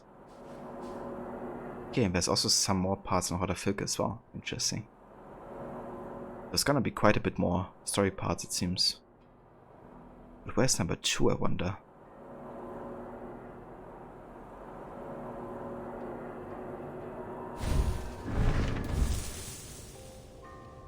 Learn about the world of Anglo-Saxon and Vikings through their historically inspired story arcs. You have the best narrative experience by playing them in the suggested order, or quests are replayable at any time.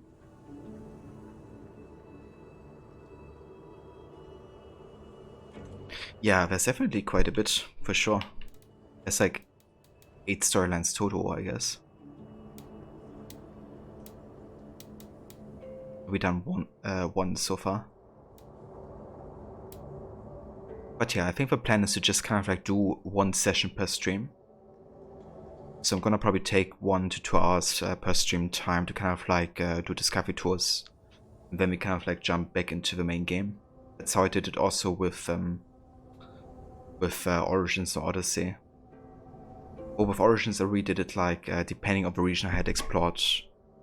But yeah, overall I like to pace it kind of like throughout the playthrough. Because, yeah, as you say, I don't want it to get like boring. But I also don't want to kind of like do it like all at once. And kind of like it's also good to kind of, I think, let this information kind of like rest and, you know, kind of like process as well everything. So doing it over like a longer time, I think it might stick a bit better than getting like blasted with information in one session.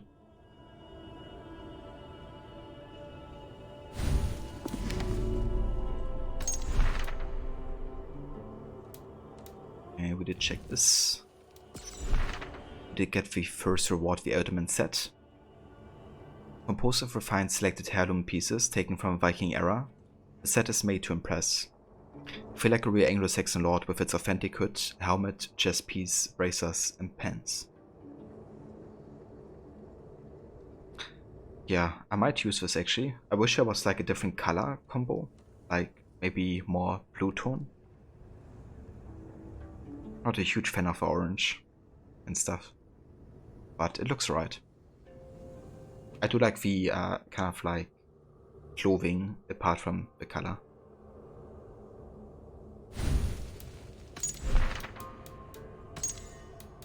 Okay, we did read this. We did read that. Science. Yeah, Mr. White.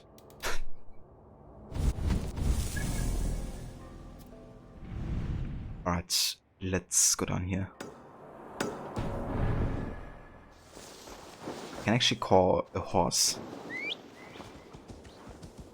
I can.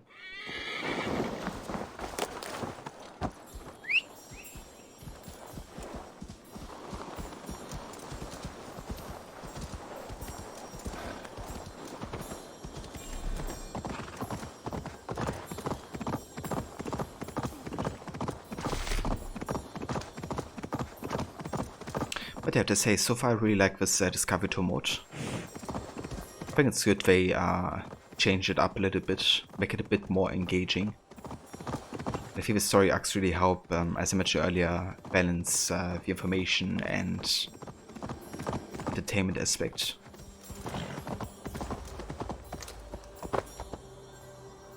Hey there, Jeremy. Welcome in, thank you for joining.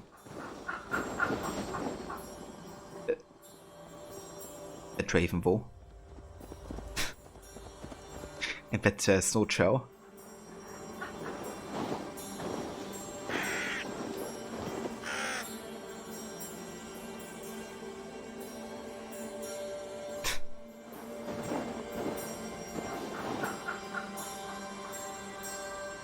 Yeah, don't mind me.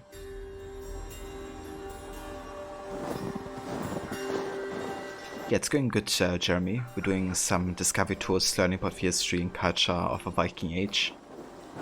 It launched just today, and yeah, we're kind of like doing the first like region exploration. Bit of Norway. The wide landscapes. Snow here, there, and everywhere. For players to recognize their surroundings easily, developers wanted to create a clash between the English and Norwegian maps. So Norwegian landscapes are covered with ice and snow, with little road to travel by land. While Scandinavia wasn't as barren as we're made to believe, the harsh and uninviting land depicted in AC Valhalla means to push the player towards England and continue Eivor's journey. To do so, level artists, tech artists, and level designers used the Lofoten Island as a visual reference to emulate its rough landscapes. Through shapes and outlines, the designers made the world feel treacherous, while England's flora is lush and lively. The grass is always greener on the other side of the sea. It's kind of funny when they say, you know, uninviting Norway, because yeah, it's definitely very harsh, you know, and traversal is difficult and all that type of stuff, but, you know, personally, I absolutely loved it.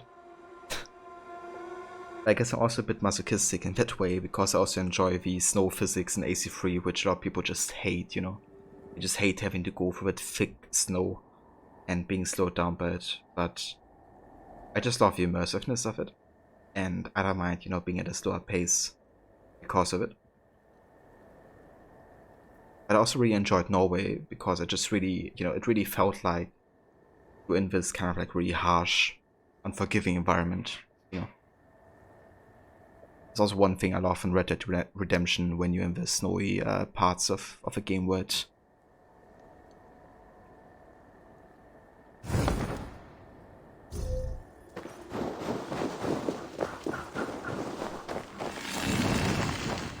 Oh, we unlocked Basim. Basim is calculating, an agent of chaos, a figure trickster, and capricious.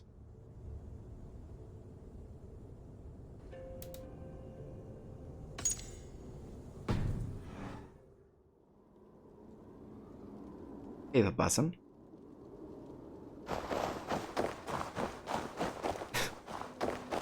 Dear God, Basta will have my head for this. Yeah, that's a classic. So that's something that you can hear very early in the game of AC Valhalla when Eivor learns to do the leap of faith, right? Which Hyven shows him to do. And there's like a small Easter egg which happens if you decide to just stay in the haystack instead of going out of it. And if you decide to stay in it, Hyven will believe that Eivor has died from the fall. And then he's like, what have I done? I've killed Eivor. And it's really funny seeing that reaction. And I reckon a lot of people wouldn't, experience it because you'll probably, jump out of a haystack before he even gets a chance to say it. And I definitely didn't manage to do it on my first time playing because it just, didn't expect it. But yeah, going forward I would definitely remember to do it every time. Just to mess with Hyven a little.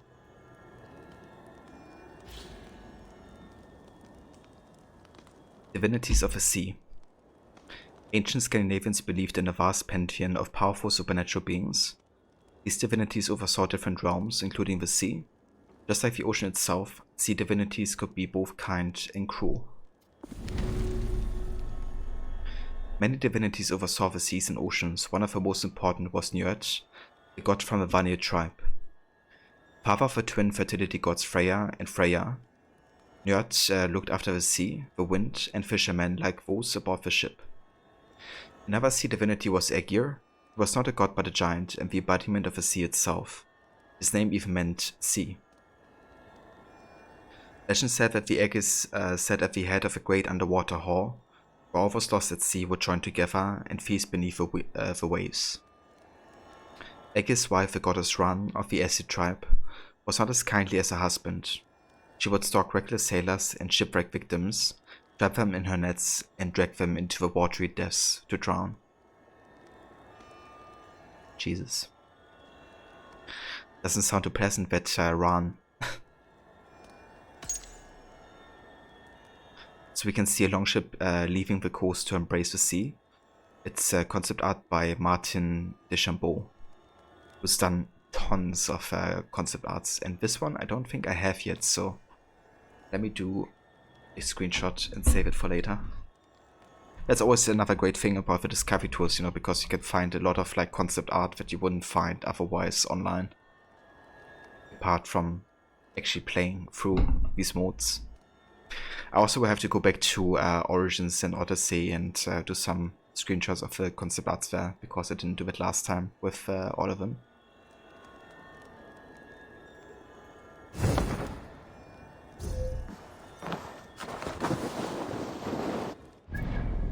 Righties, with this occasion left. That's the last one for today.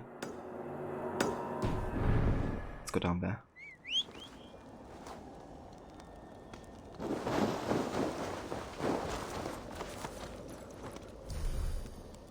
I was actually wondering if I could use the hood, like kind of like, turn on the hood, but you can't.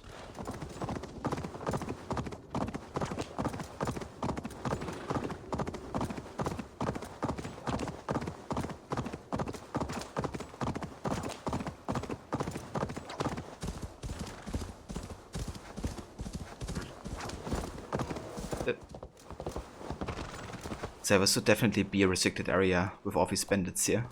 But in Discovery Tour mode, of course, all combat is disabled. And no conflict ever happens, so you don't have to worry about those kind of like areas. Like even wild animals won't bother you. I think it's good they do that, because obviously this game should, this mode should focus on, exploration and education. And especially with the possibility of having this, even being like made available at schools. That's not a bad idea.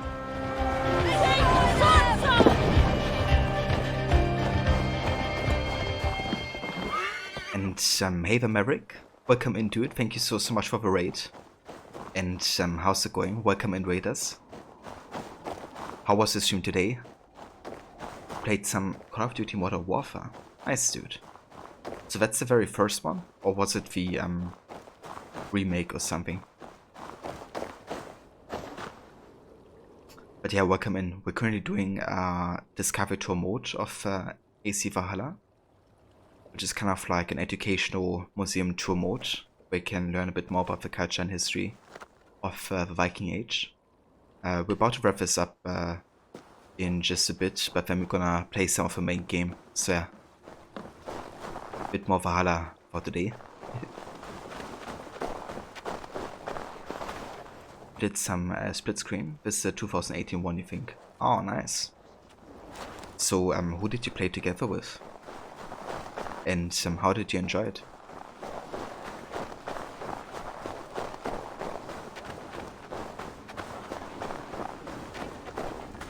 Also, thanks for a shout out to Maverick Levy.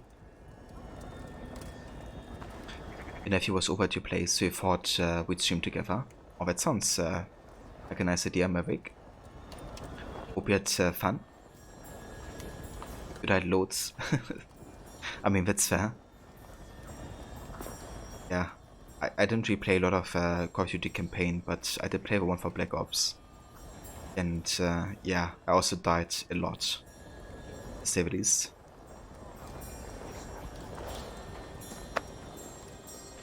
Why leave Scandinavia?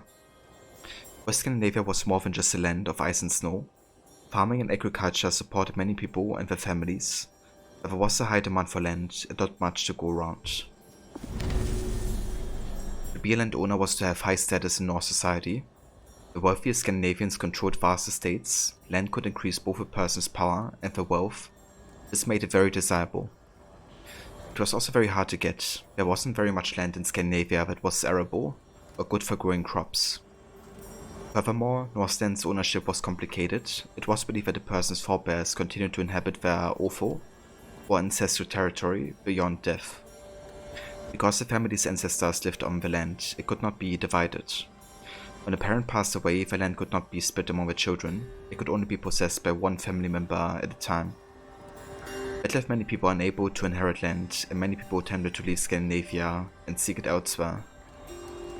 They might have found a fresh start in a community like the one pictured here, an imagined settlement in Northumbria. And this is created by Ubisoft as kind of like a sketch from Jean-Claude Gauvin.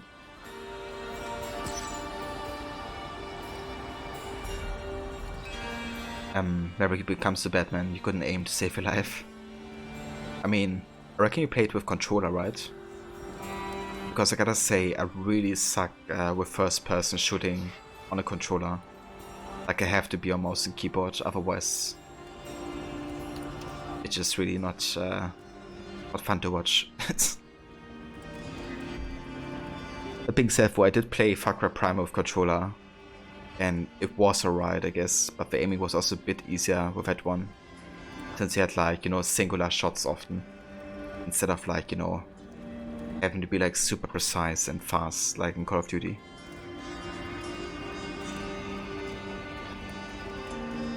But yeah.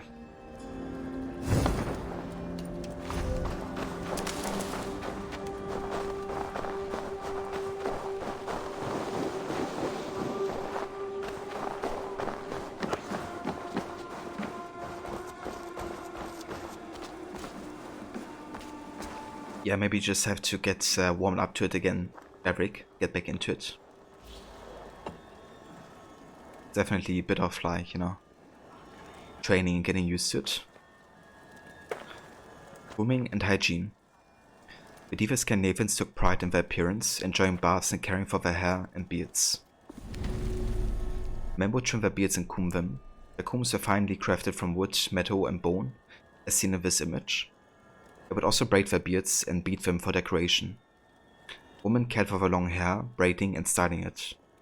Both men and women bathed regularly. These rigorous standards for personal grooming were more easily met by people of high social status, who had more time and money to spend on hygiene. And these you can also find in the Copenhagen National Museum of Denmark.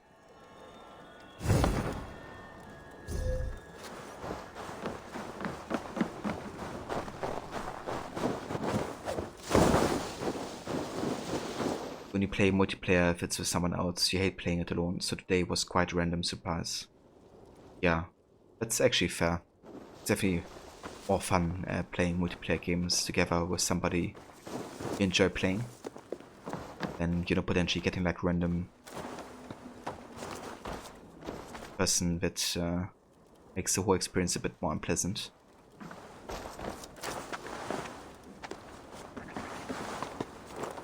Awesome. Okay. How about you go up here?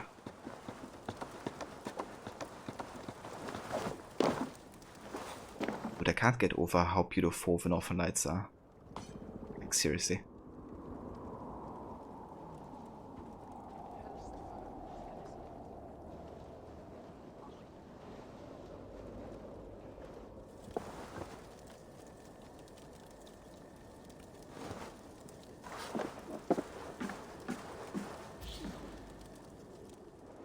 New game, new crest.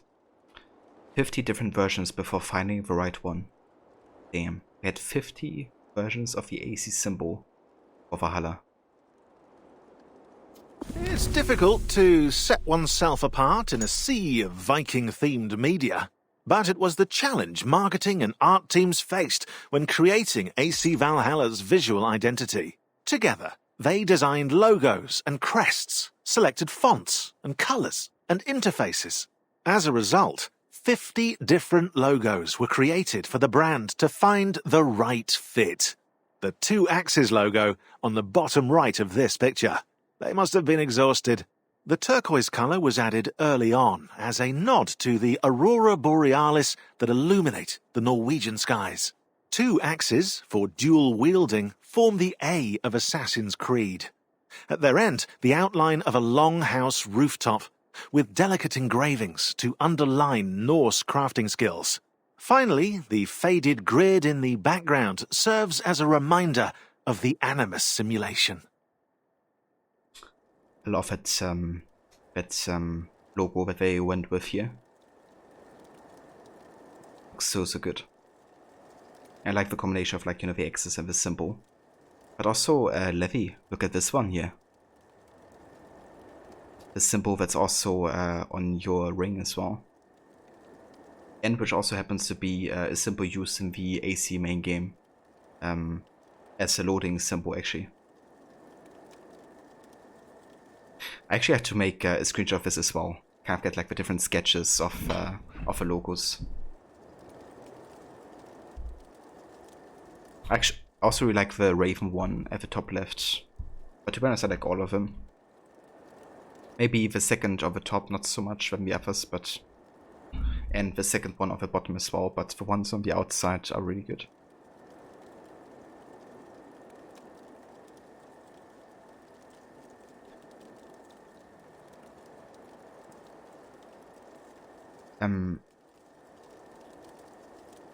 I say about the Northern Lights, you were playing Skyrim on VR and it was beautiful. Oh, did you? Yeah, I've seen that that also has quite a lot of the Northern Lights, doesn't it? That must have been amazing.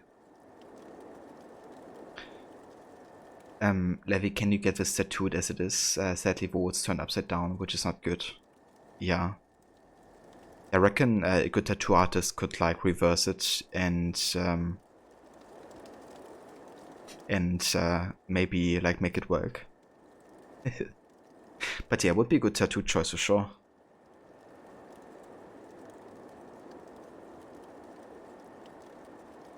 And yeah, as Levi says, the symbol here is kind of like the connection of mind, body and soul.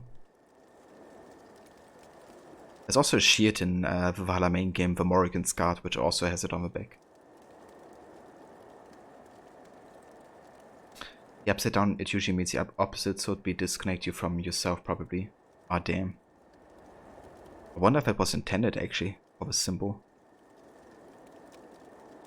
Or if I just did it because it would probably fit better, right? Because if you kind of look at the shape of the A, it would be kind of like tricky to reverse it.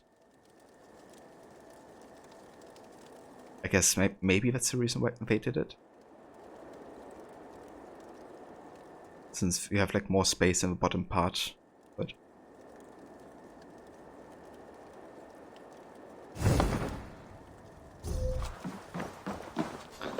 Yeah, Levi always has the knowledge bombs, Maverick. She's basically a permanent discovery mode.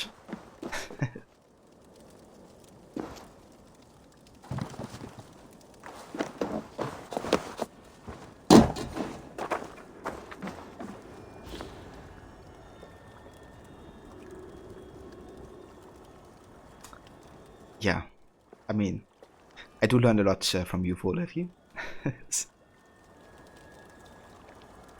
Dividing the spots. Each crewman on board the ship, including the captain, had an equal share of responsibility and an equal voice in making decisions. But when it came to distributing the wealth, all equality soon vanished. The biggest piece of the pie went to the owner of the boat. Sometimes this was the captain or Stimmaur, the steersman, but not always. Several people had helped to pay for the expedition. The wealth would be distributed according to this scale of investment. The more money an investor had put in at the start of a voyage, the more they would receive at its end. Unfortunately, not all voyages had a happy ending. This runestone was erected by a son to honor his father and his crew, all of whom were lost at the sea.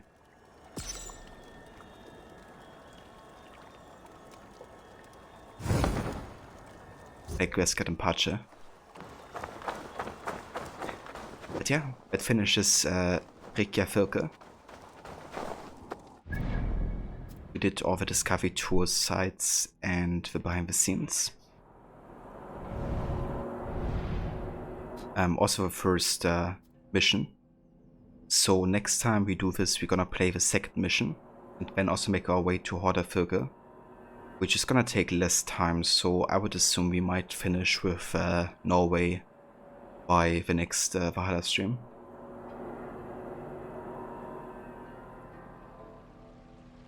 Yeah, me too actually. I enjoy this discovery tour mode so far. I'm looking forward to explore more of it.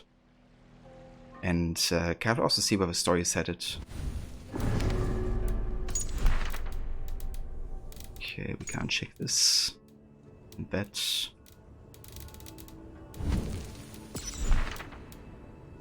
And this. Okay.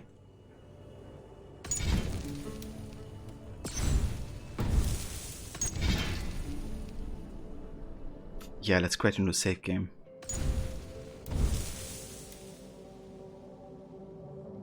Saved on the cloud, 0 hours. Back.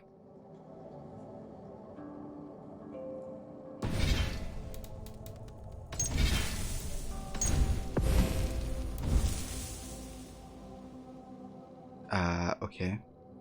I reckon just a bug because of it launching today. I hope so.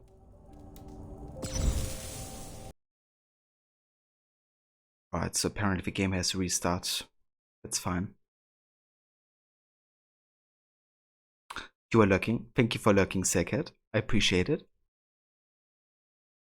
I hope you're having a good evening so far.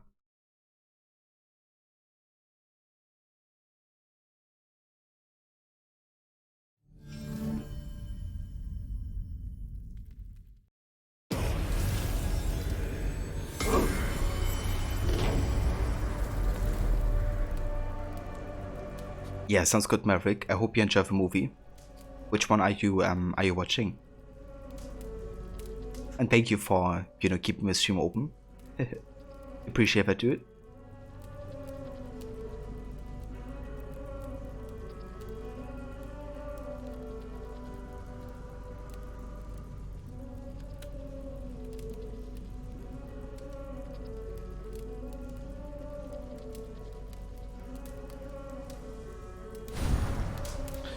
Okay, I just want to have a quick look here at the...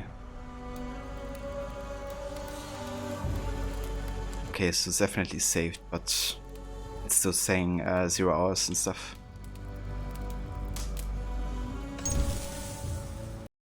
Okay, the game has to restart again. Okay, never mind. But yeah, that's fine. I just really want to make sure that, there was something to load and open. But yeah, gotta restart the game real quick again. You've been watching Partners for Justice. It's a Korean crime TV series, but you like it because it's just about crime and investigation, and there's no love for crying stuff. I mean, that's fair. You know, not bad to have a defined focus, I would say, on like investigation. It doesn't always need, you know, like a big romance or something like that. But yeah, I hope you enjoy the show, dude, and some quality time with the missus.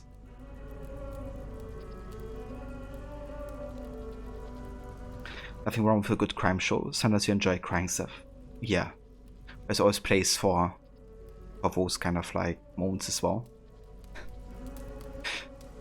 Yeah.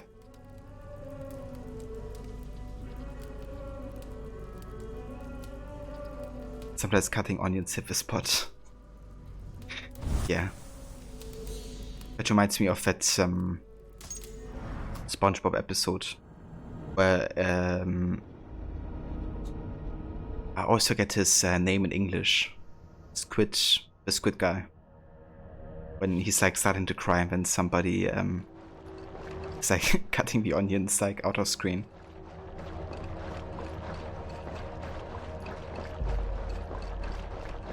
I mean, to be fair, Levy, the beginning of Ori is quite touching. I think most players were quite I don't know, were like feeling that.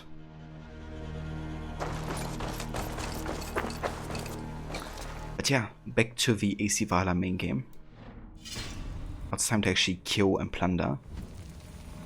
But before we do anything, I'm gonna invest some skill points here.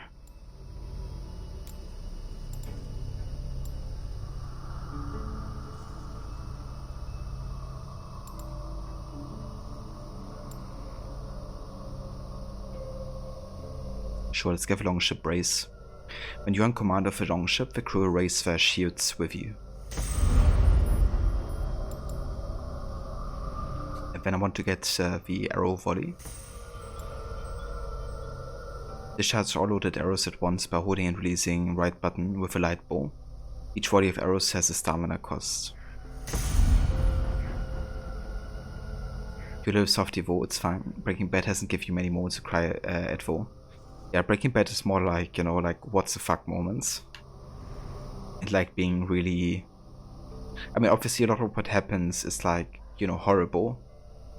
But not in a way where they want you to cry about it necessarily. It's more like, you know, like above a shock factor often. Like, you know, with the end of a train robbery. It's not like you have like a huge connection to that child, right? But it's still horrible what happens.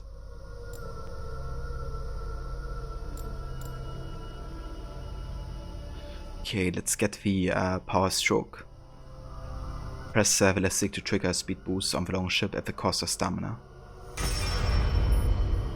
So the reason I got this and the brace is that they're actually helpful for river raids, which we are also doing. But for today, what we want to do is we want to finish with Shropshire, which we don't have too much to do of. Like summer we should still have. Right, we have to deliver brown trout, so we have to do some fishing. And also collecting the last few wealth locations. For now, we're gonna go up here to the north eastern side and fog the areas.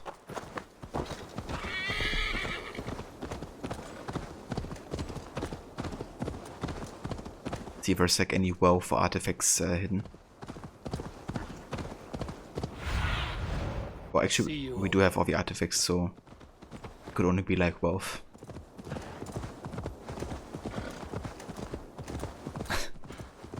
Yeah, pockets of fishing. I'm also totally gonna do the traditional fishing. I would never like, you know, swim with a horse and then use my bow and arrow and then let my raven pick up the fish for me. I'd never do that. I would always traditional fish.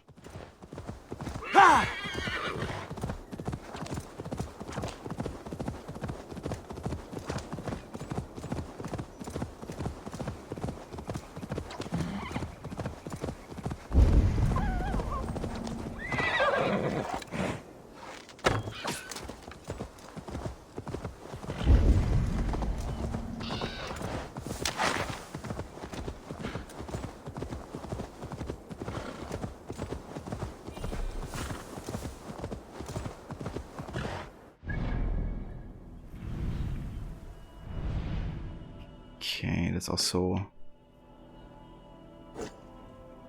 over here and there. Really wanna unfog like everything I can. I'm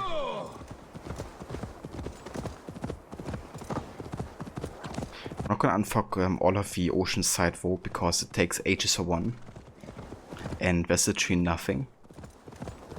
I did did like a test sail around like the water border of the map, and yeah, there's like not really anything to explore, at least as far as I've seen.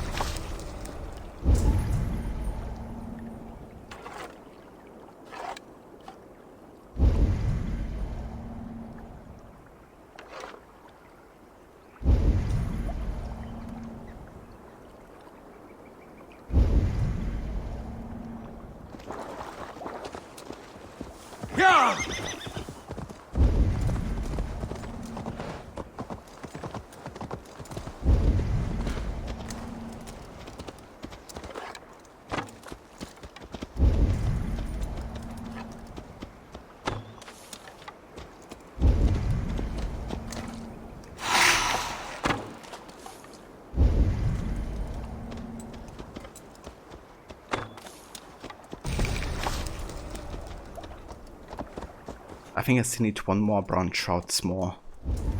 I think.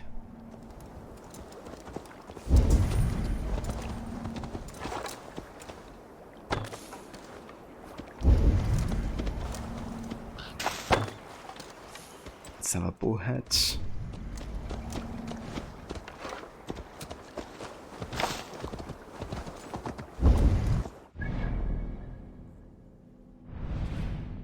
Yeah, one more. Yeah, it definitely makes things a lot faster with the fishing process. I mean, I actually don't mind the mini-game too much for fishing, and it's definitely a bit more immersive. But when it comes to like doing completions right now, I just really can't be bothered. It's taking like ages to hunt fish. Okay, that's the one we needed. Nice. That means you can now also finish the last mystery. Okay, let's go up here and there. Like the last few rows, and then we basically finish with Shropshire. Then it's time to go back to Ravensthorpe and pledge to our next area.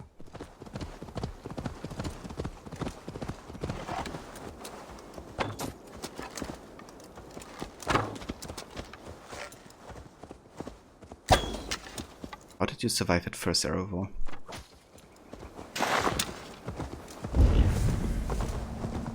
I mean, it wasn't fully charged, but still, that's impressive. Just like shaking off an arrow.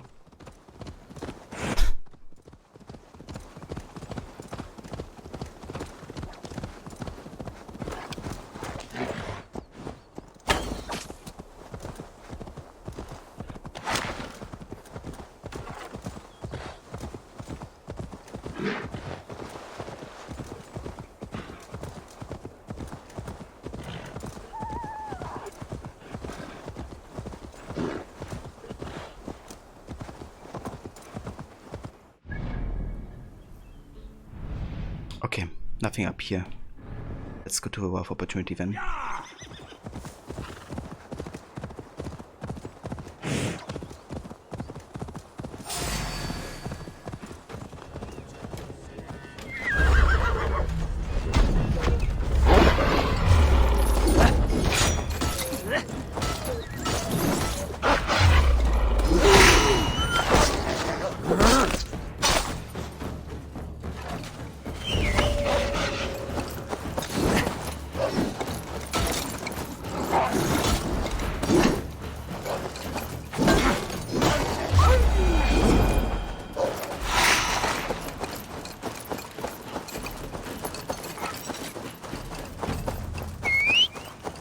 Good job, Dwarfka.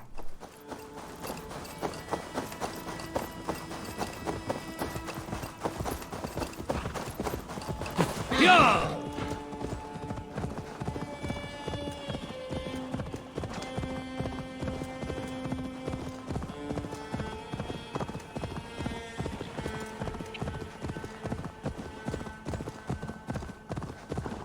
This area gives me like Vinland vibes right now. Like North America.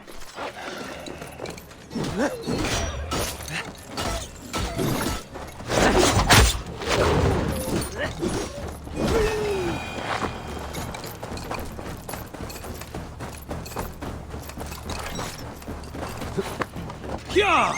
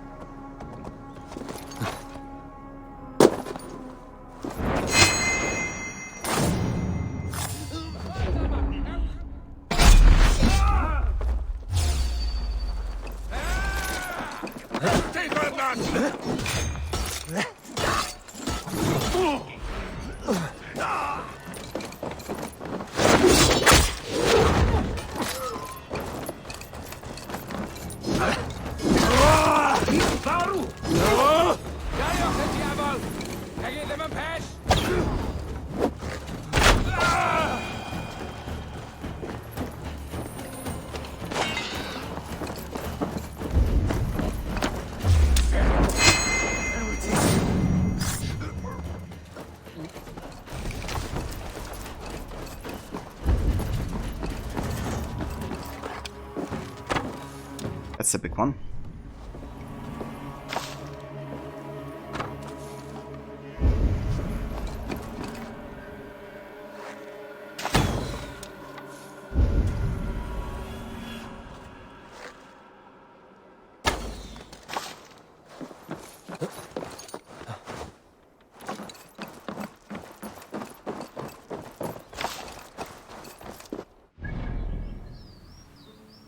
Alrighty.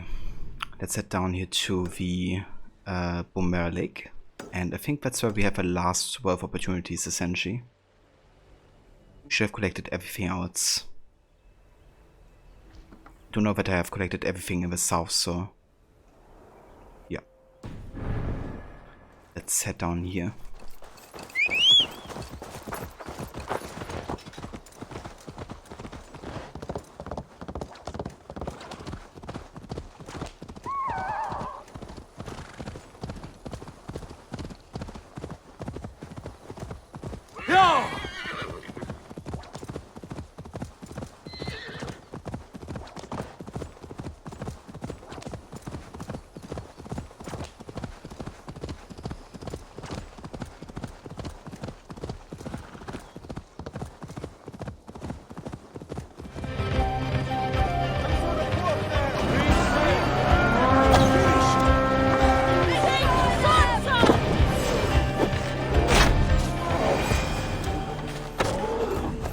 And hey there, Demise. Welcome in, mate. Thank you so much for the raid. Welcome in, raiders. I hope you had a good stream today. How was it?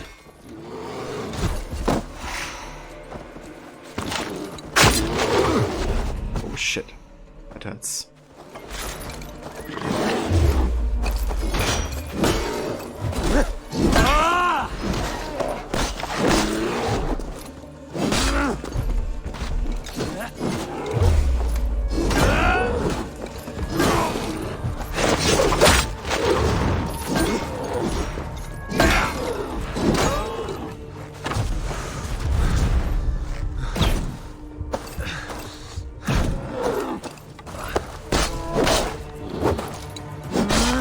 Hey, I'm in the best suit. Welcome in, dude. Thank you for joining. How's it going?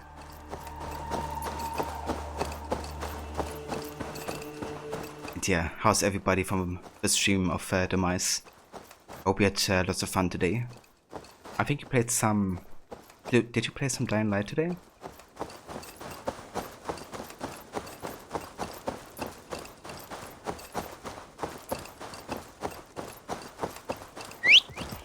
But yeah, we did check out some of the discovery tours today of the new mode.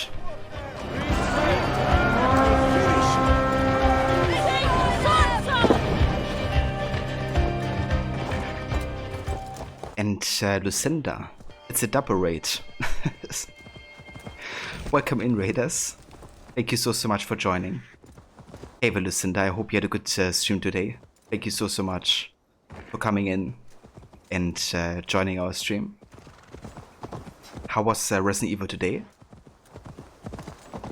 And yeah, welcome in everybody from Lucinda's. We're just playing some AC Valhalla. I was just saying that earlier today we played the new mode that was added to Valhalla, which is kind of like an educational museum tour mode. And yeah, in there we learned a lot more about the history and culture of the Vikings in Norway. So that was actually really good. I can recommend checking that out. It's like the newest expansion of this game. But yeah, how was your stream today, Lucinda? And Demise? Student Wow, you think you got about 2/3 of the game today, hoping to finish it up tomorrow. Very nice. That's good progress. So, do you have any plans yet what you will be replacing Resident Evil with? You might see good more than light fun, moving down a lot of volatiles and zombies with your new sword and nitros in your vehicle. I mean, that sounds like a good time. It seems like you've been enjoying that vehicle edition. Nitro would certainly make it even more pleasant to run down with zombies with.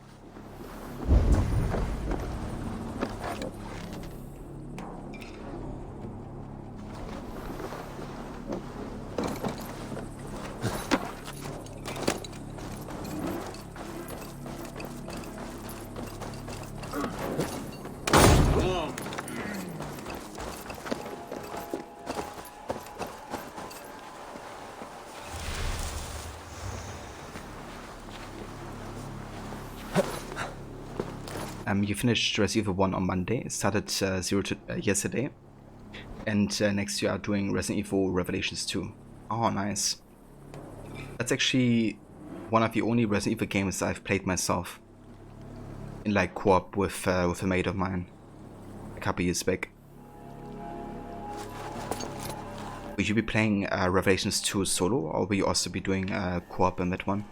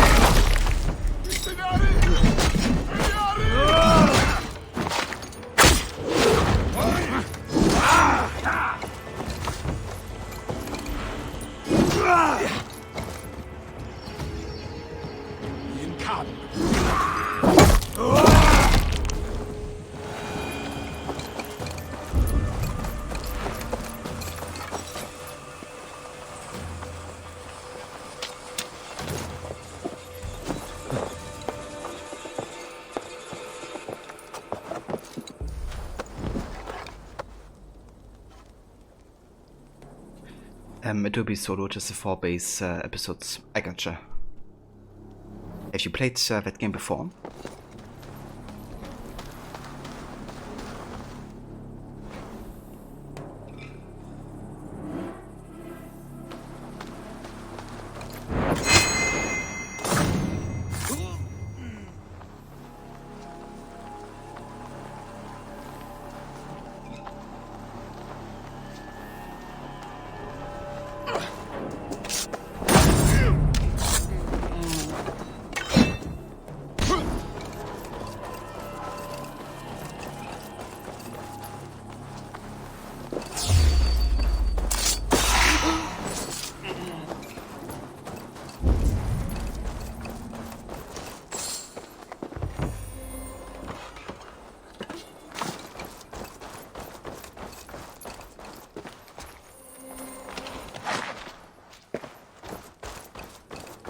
Okay, I think that's everything inside this camp here. Actually, there's more.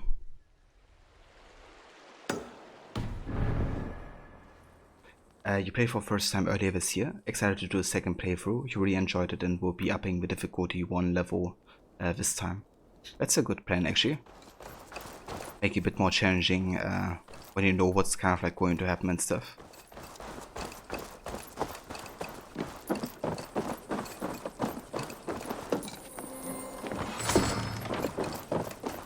Always good to have a little bit of a challenge going.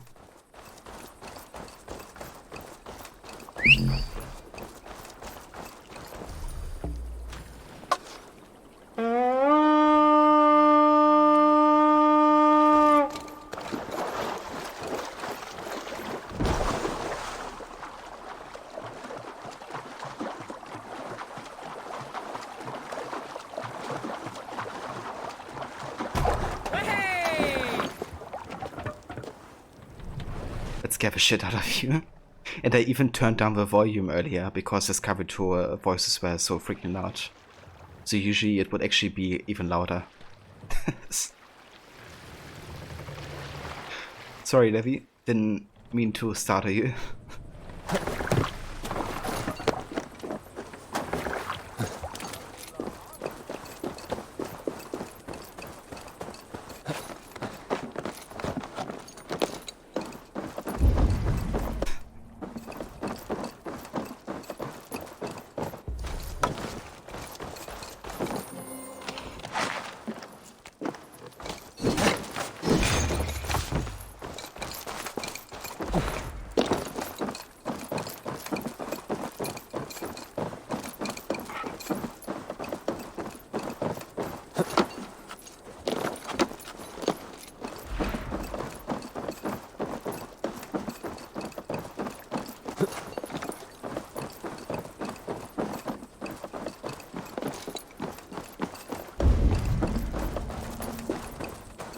Wow, I'm glad, Levi, but I got your forgiveness.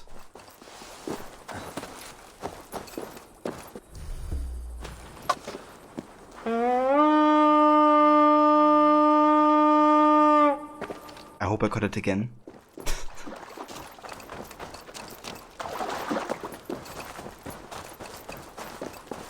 Because there's a lot of water here and I don't intend on swimming the entire way.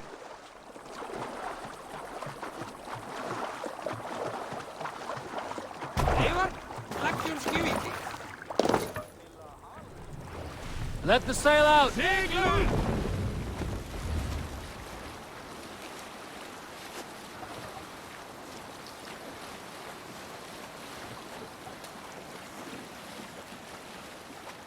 Sail down!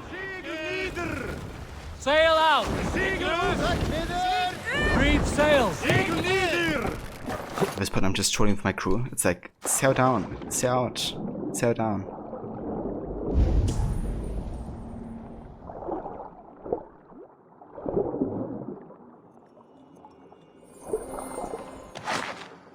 Okay, I wish there was some underwater music though, kind of like what Origins has.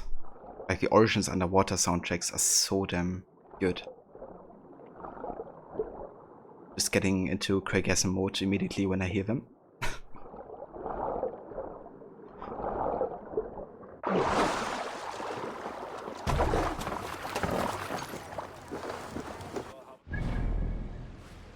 Okay, so that should be the last region to explore in Shropshire. To unfog. Then we can deliver the brown shards. And that should be everything.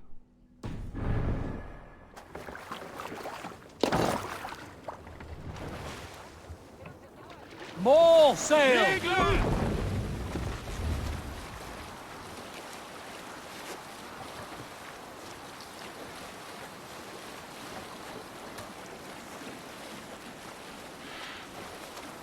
Bring the sail in!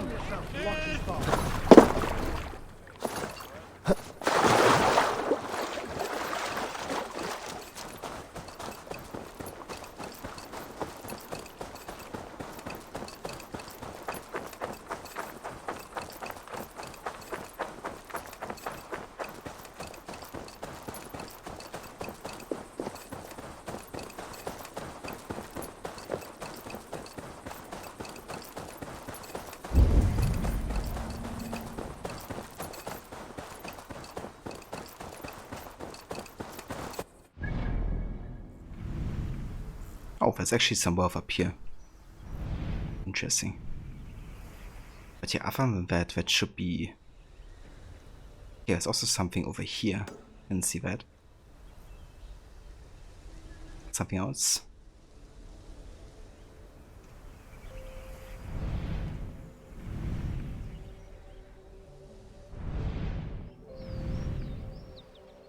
Yeah, that's everything. Yeah, no kidding. I mean, I didn't nearly collect all the small chests on my first playthrough and was already quite wealthy. Like, overall. But, yeah, now having, like, this, like, flow of resources. We should get quite a decent amount of money at the end. Not really having to buy a lot of resources either. But I'm doing, like, all the river raids and, you know, all the DLCs during the main game playthrough and all that type of stuff. Yeah, we're gonna be quite rich. I actually wonder why we didn't receive the Discovery Tour set yet, the Yar set, whatever it's called. Maybe I have to go over here, the Untitled. Okay, there's an online service error, apparently. Never mind. Maybe that's the reason I can't get it.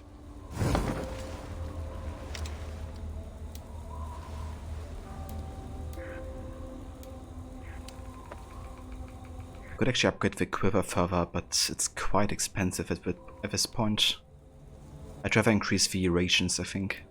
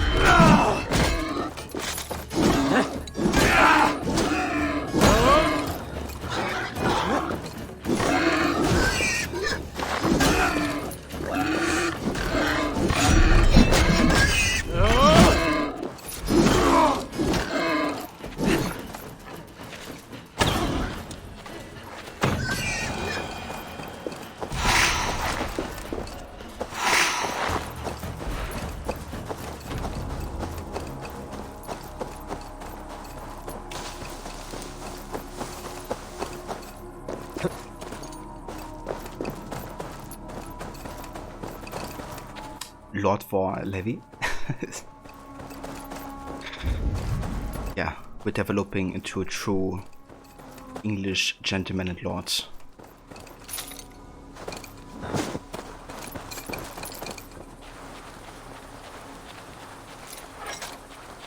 What are you waiting for?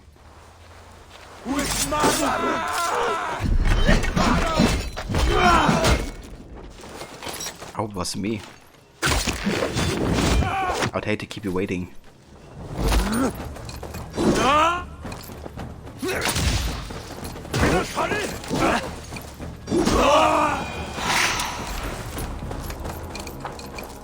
I should not be seen in this area.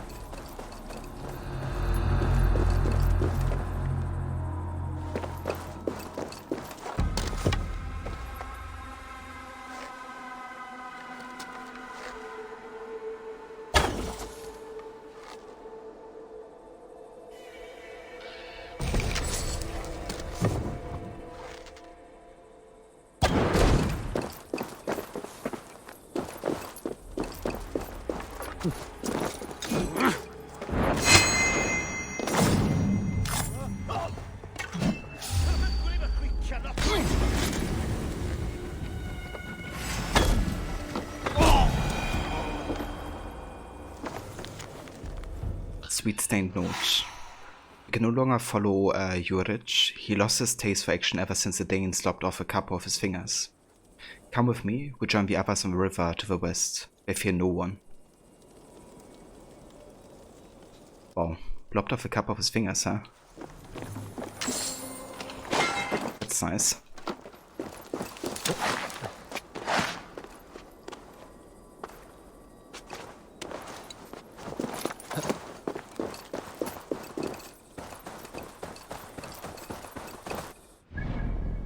Okay, let's head down to the last mystery here. We can just fast travel there.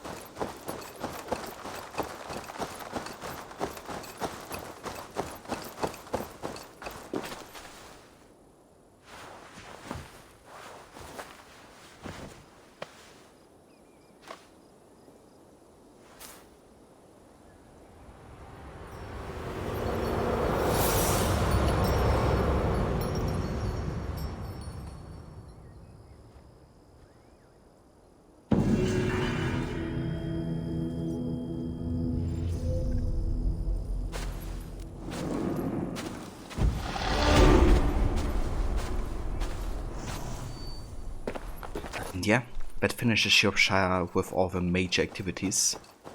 So now we only have this one last small world location left, and then we're finished with Shropshire. Unless we have like another horde map or something, that could actually be the case. What up? Let me have a quick look here.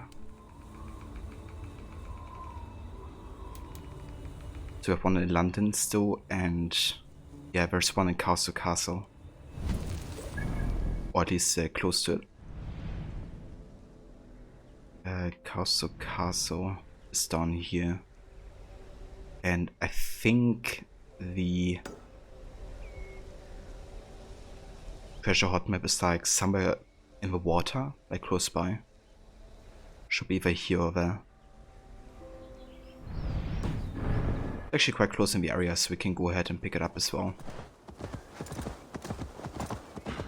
There's even a marker, like a blue marker, which I think should indicate that it's the right location.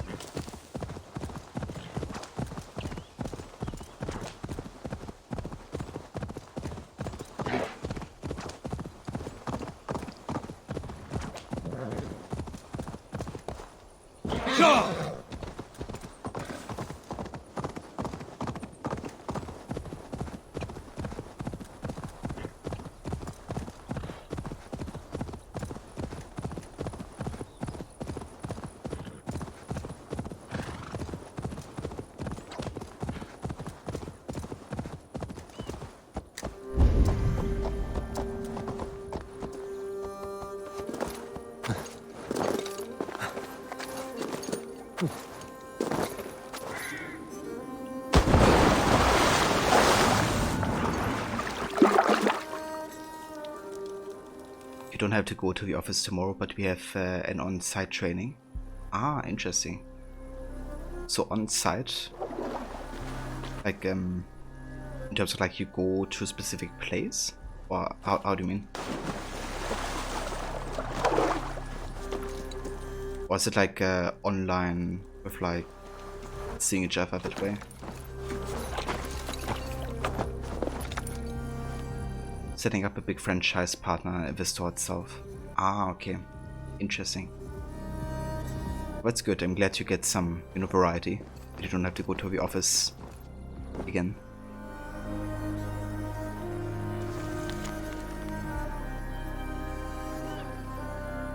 More free food. What will you be having tomorrow? So So I found an eel recipe. Scour the eel with small stones from the river bottom, cut the length of the belly and squeeze out the entrails. These can be used for bait if you use them quick. Wash the eel in the river and set out on a hot stone. Move it around to cook all the bits. If you have an onion, chop it up and put on top. If you have no onion, may the Lord bless you. Cook the eel until it curds up crispy. I like it crispy as can be. Mash them close as best as you can and scatter them over and about the eel. Bring as much meat as you may while eating. You get burgers, you get fat. That's right, Livy.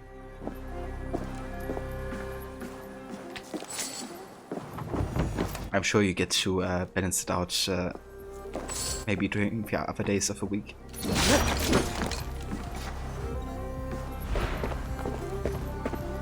Sounds like a good recipe for Breath of the Wild.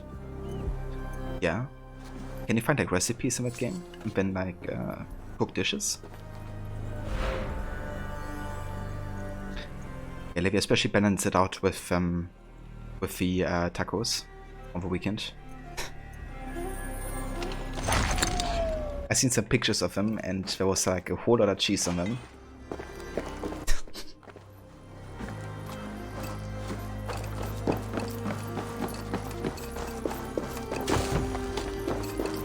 I love that soundtrack right here actually.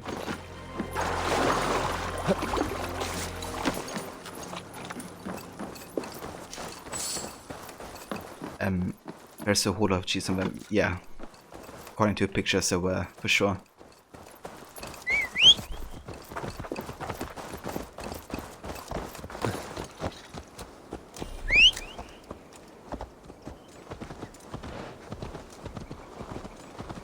But so, I'm looking forward to taste some authentic Mexican tacos. Can't say I really had any before.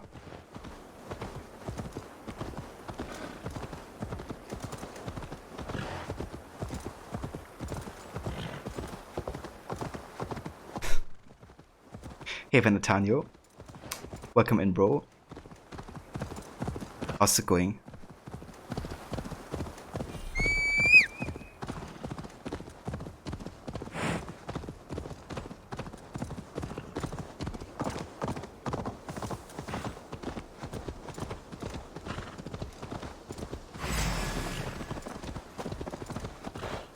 Oh, hey the Wolfie.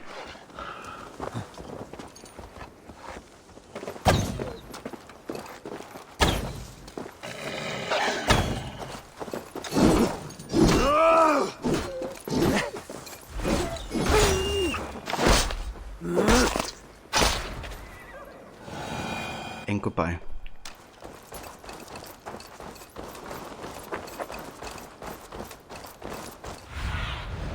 Aid me. Be my eyes. Okay, so I don't think we have to go inside that cave here. We have to get past it.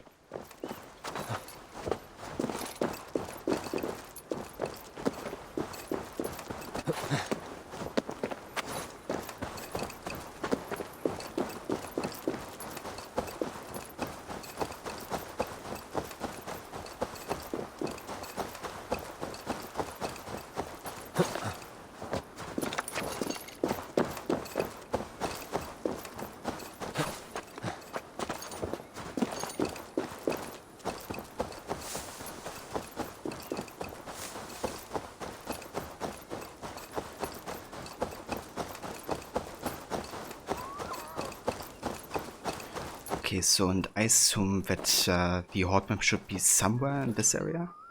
Let's have a quick look at the map again.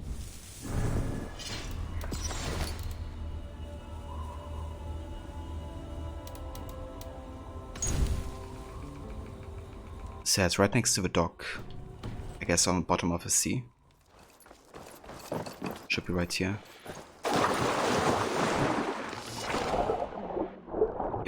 It was.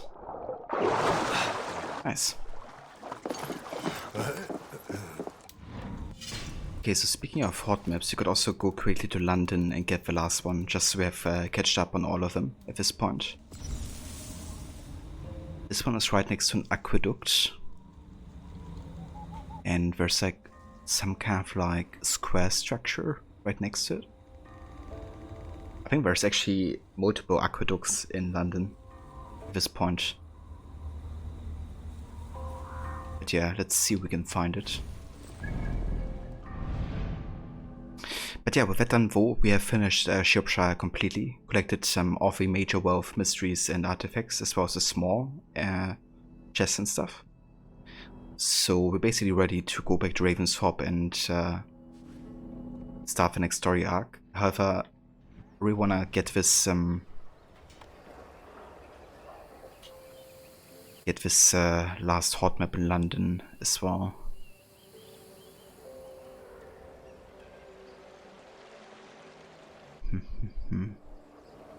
Let's just fast travel there and find the aqueduct, I guess. Let's have a look.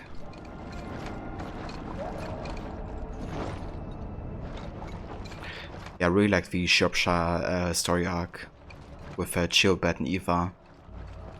Seeing the blood eagle ritual, as gruesome as it is.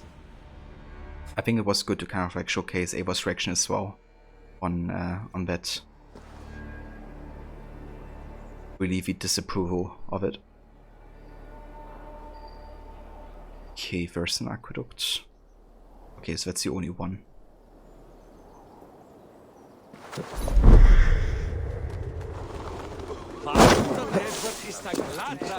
I'm actually surprised I didn't get the Avenge bug quests today yet. So maybe that means it's fixed? I don't know.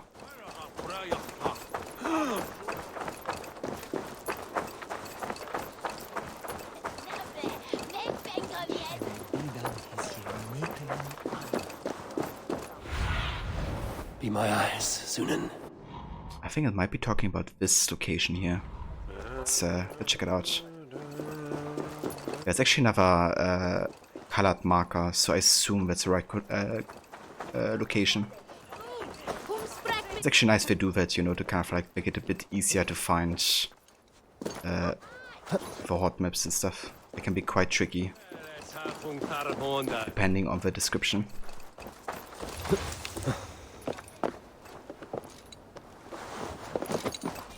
This area is off limits.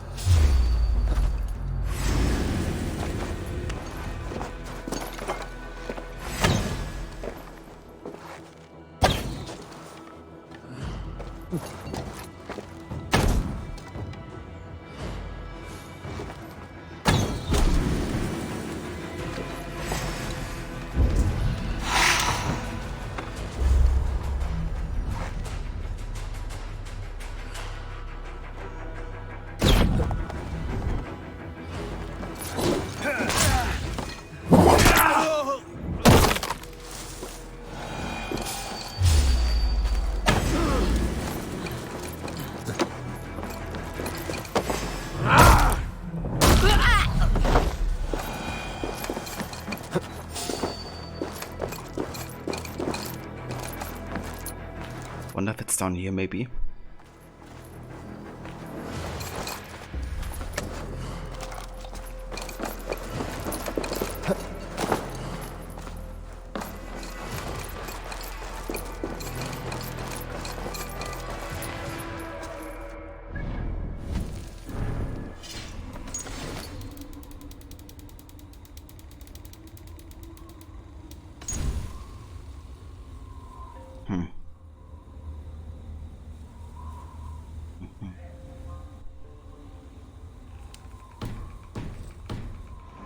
I mean, it's not really stating underground necessarily. Let's go on the top side again.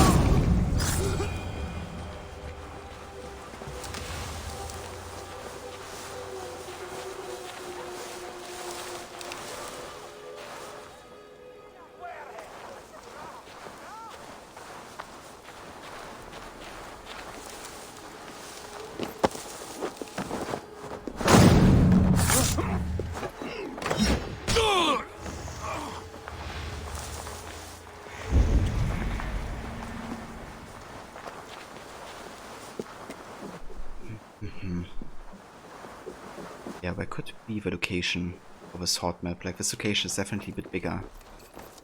There's a marker, so it has to be somewhere in this region.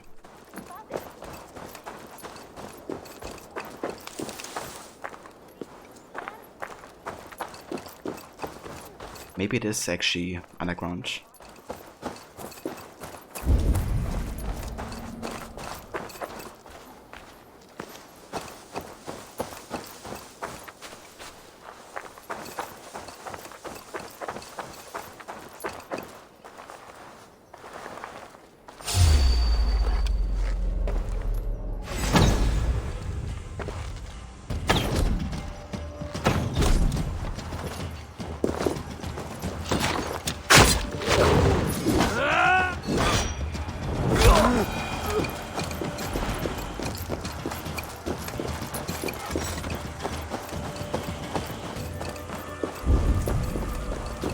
Let's have a good look around down here.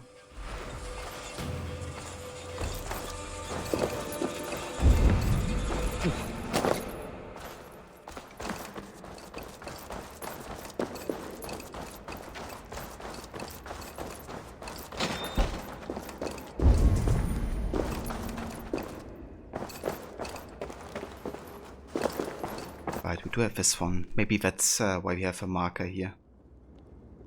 Because it's like a very important kind of like document about the Order of the Ancients. We did read it before, so I'm not gonna read it again.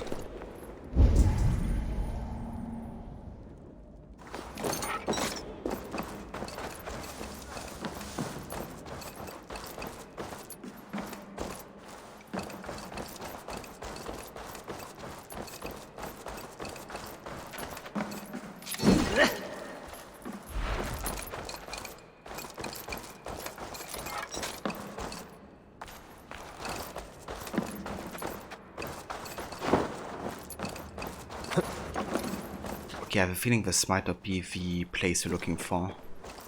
Because it seems the marker was only colored because of a document we could find here. So we will have to look somewhere else.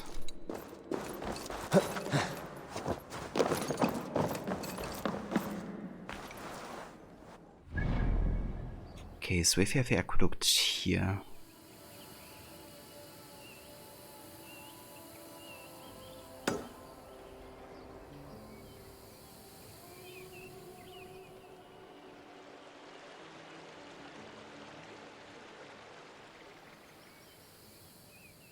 It's not on the other side of the aqueduct, is it? I mean, it could be.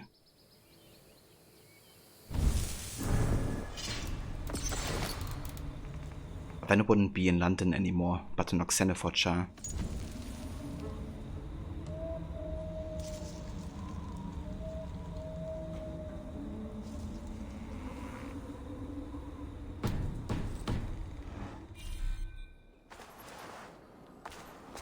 Best not to draw attention here.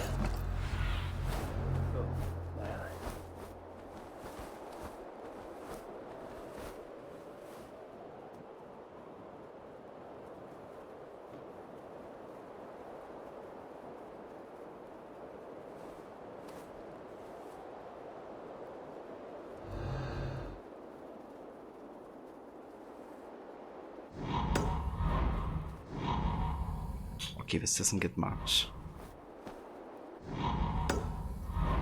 It is colored.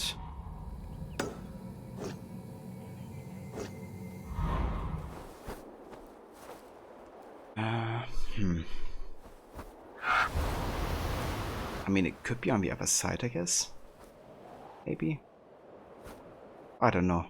I think I'm just gonna come back for this one, to be honest. I don't really feel like searching for ages right now.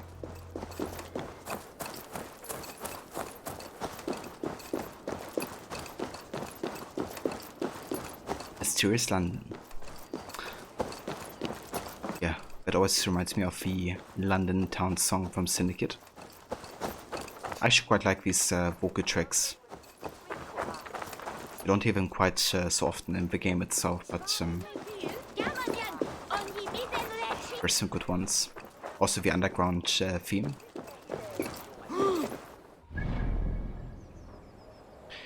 Right, yeah, so we're gonna come back to London because you have to get back anyways at a later point once you have charisma level 5 for this quest. So we're just gonna get the hot map by then. Let's head back to Ravensthorpe.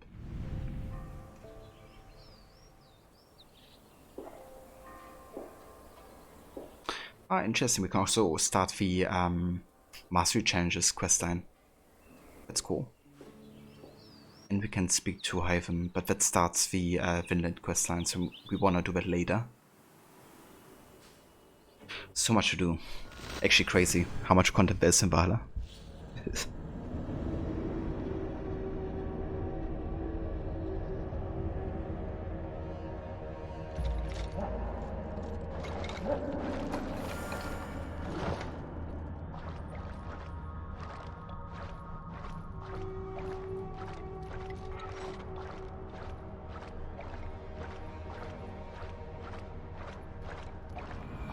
I should talk to Hytham about my next targets.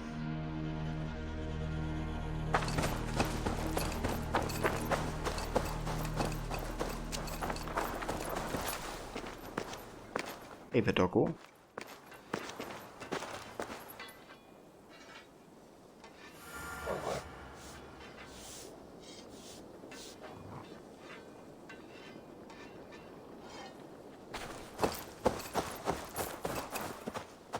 Greetings.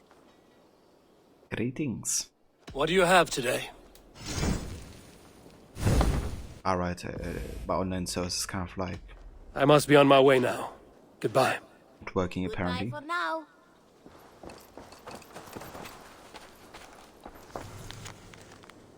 Brother's note to the Thousand Eyes. Request granted. For your ingenuity is admirable and deserves reward. The labor union is approved. Mavis usher in a new era of thrilling quests and contract killings, but now with fairer wages and more days of rest. Unlike two bike times.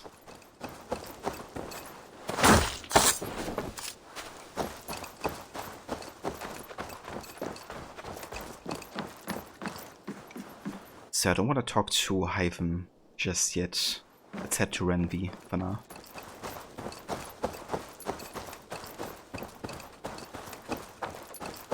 Hey there! How are you? Hey there, Dwarfka. We can actually summon Dwarfka in the fight. She will even stealthily take down, you know, enemy guards.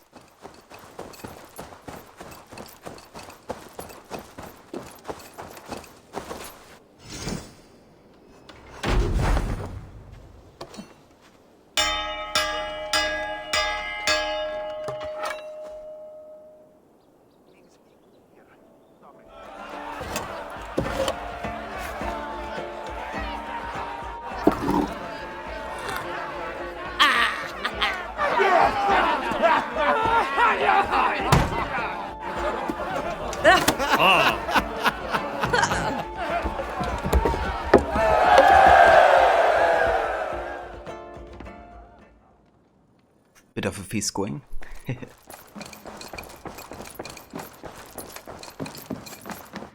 Good day, my love. We are allied with Shropshire, but at a grievous cost. Young Chelbet was killed. Yes, my scouts told me. Such a tragic death for so dubious a gain. I hope you paid his killers back in kind. Justice was done. Chelbert will be remembered. He was good company in the short time he was with us. He was. Yeah, Rip Chilbert didn't deserve his fate. Being stabbed in the back by a friend. Same here, Levi. Rambi is a great character. And will always be Evor's love interest for me at least.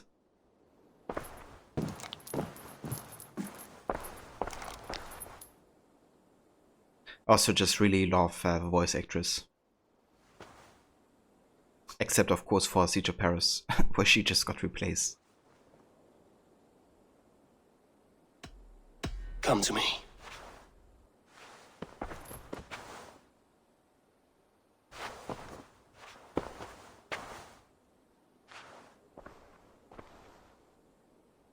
I want to see the Alliance map. Alright, so we have got an alliance with Grantebridgeshire, Leicestershire, East Anglia, Oxenfordshire, London, and now Shropshire. After the defeat of the Britons, the sanguine Bishop Deolaf oversees the Shire as its alderman, and that's the guy we have the alliance with. So now we have a choice between Nottinghamshire, Jorvik, and Kent. So I'm quite sure that Kent would be the next region level-wise.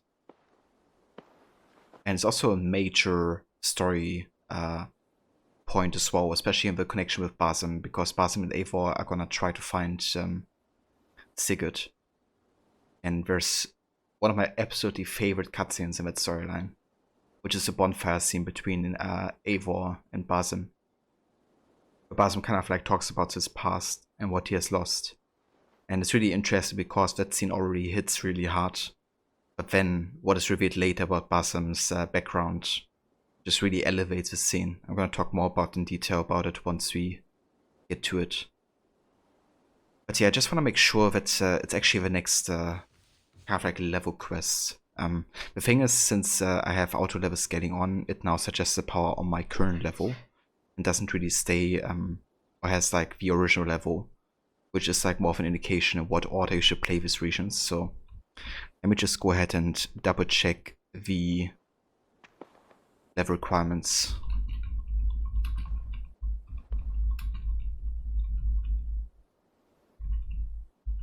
Nottinghamshire.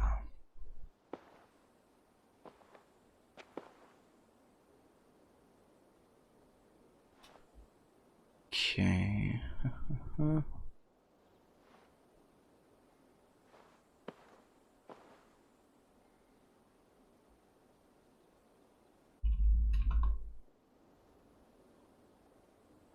Okay, list of territories. There we go. Okay, so it goes Grantebridgeshire, Leicestershire, East Anglia, Oxenfordshire, London. And then Kent and Shropshire on the same level. It's kind of curious actually, we already have Nottinghamshire, because Nottinghamshire is like the third last region in theory. And Jorvik even comes before it. But yeah, we're definitely gonna go for Kent next then, because Kent is on the same level as Shropshire, so should be played around the same time. Alright, let's do it. Tell me more about Kent. Basim has written, claiming to have found the woman Fulke and asking for your aid. He has taken shelter at St. Hadrian's Priory. Any news of Sigurd? Nothing he mentioned. But if he has found the paladin Fulke, Sigurd cannot be far behind.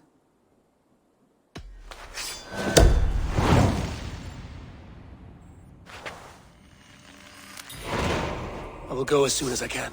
Good. Be safe, Eivor.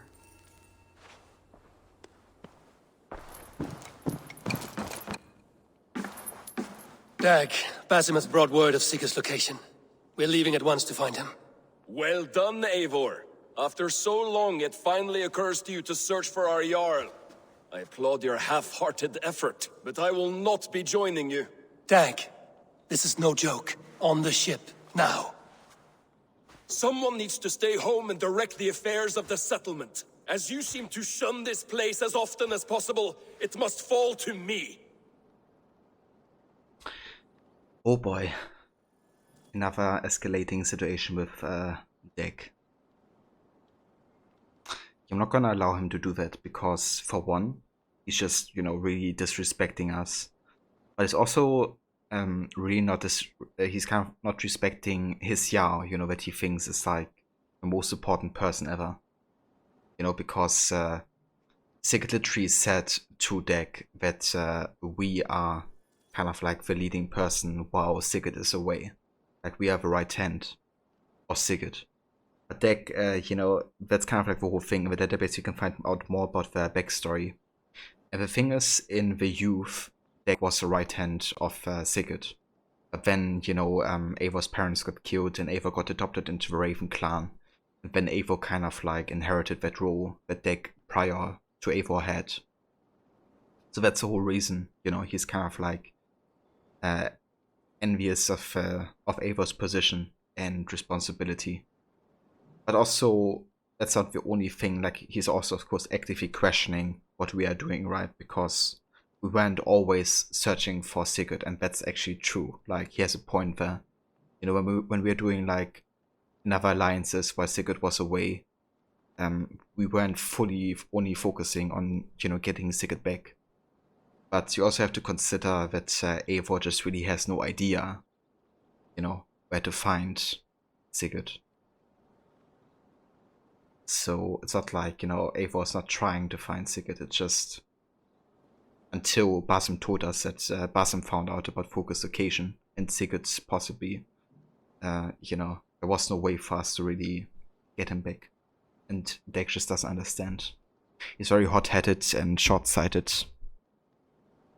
And that's gonna be quite lethal for him eventually. You enjoyed kicking his ass? Yeah. Yeah, I mean, he definitely got it coming in a way. I still wish I could have avoided it, you know? Because I think Dag isn't all bad, you know, like, for example, the way he treats the rest of the clan is actually quite positive. It's just really Eivor that he has an issue with. But yeah, towards Eivor, he's just really acting like, you know, a dick, essentially.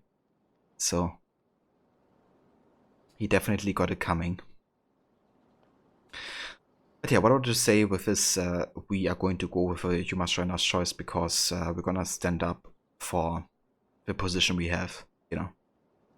And he's also vital to the raiding crew, so he has to assist us. We have to get, you know, his strength as well. Sigurd's life is at stake. We need you there. No, I am needed here. Do you doubt me so completely that you will not raise an axe to save your Jarl?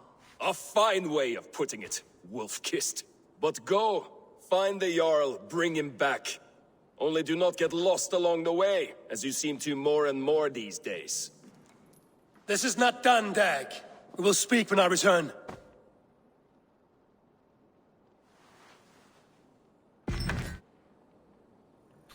Oh boy. Ah, now we retrieve the Edelman set. Oh. So I guess your online actually works now.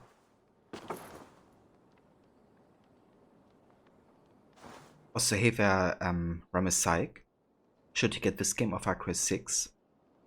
I haven't played Far Cry 6 myself yet. But, I mean, the game looks quite fun.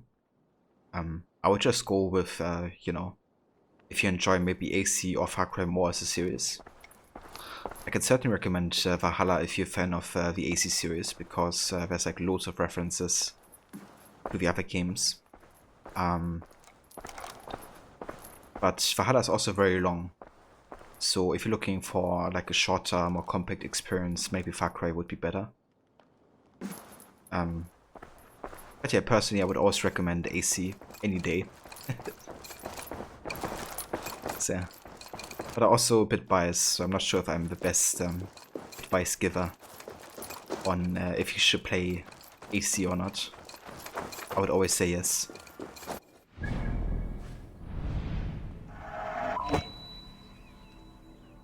Okay, so we have to go to Kent. However, before we do that, I'm actually gonna go and do this challenge from a God's Quest and start it, because we unlock like different locations in the game world. We can undertake like challenges and advance this storyline. After witnessing something fall from the sky, Eivor meets a mysterious old lady who claims to know a secret form of training that she is willing to share. Yep. Let's check that. And let's also have a quick look at the Alderman set. Increase stun after kill, and addition increases speed. That's actually really damn good. I like that. At least for fighting. Oh. I might actually use this set, to be honest. but I will change the look of it.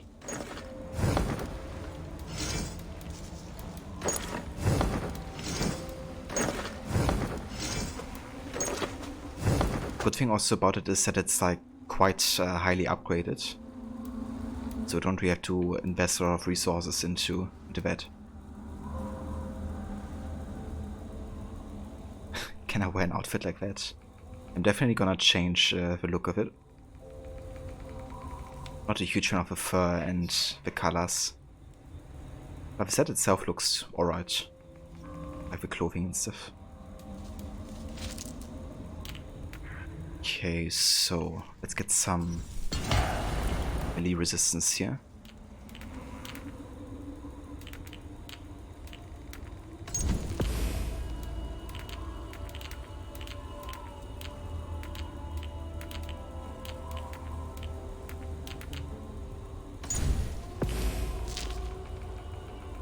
I don't know why, but you think the furs look really weird in this game.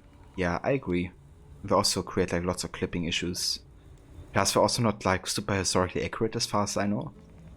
Like they didn't actually have like lots of furs on the armor. So I don't know why they are so obsessed with furs in this game.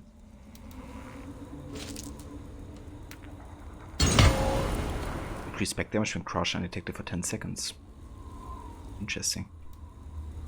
I didn't notice we had that one. Let's get some Haufen here. I'm gonna sort by categories. And in this one we get some armor.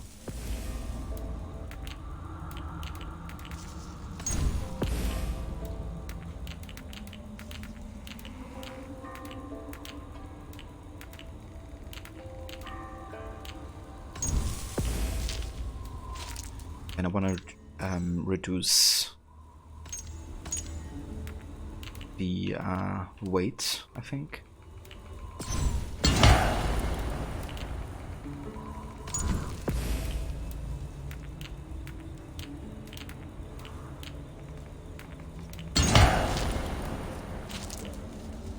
And last but not least, let's see.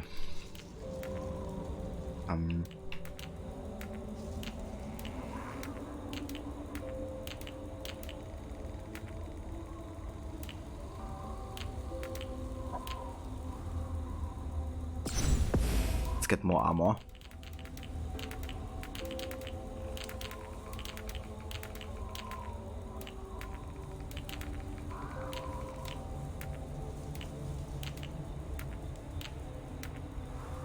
Oh, range damage, that's nice.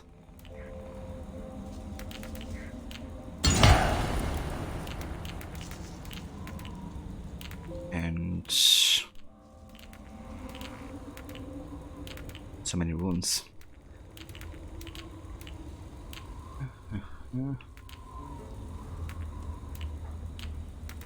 Thought we had a pretty good evasion rune, right? Yeah, there it is. Okay, that's quite solid. Some good defense, bit of a weight reduction so we're faster. Got some additional range damage and evasion.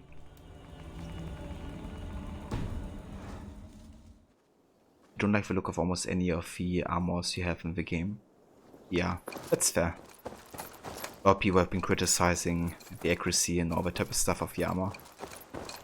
There's definitely a few sets I quite like, but I usually stick to the Raven clan, the Magister of a Mentor set.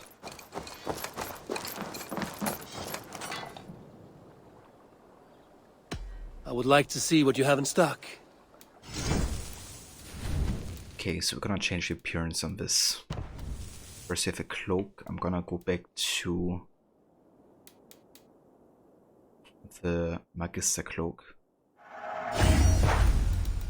Like the black on it. Then we're gonna change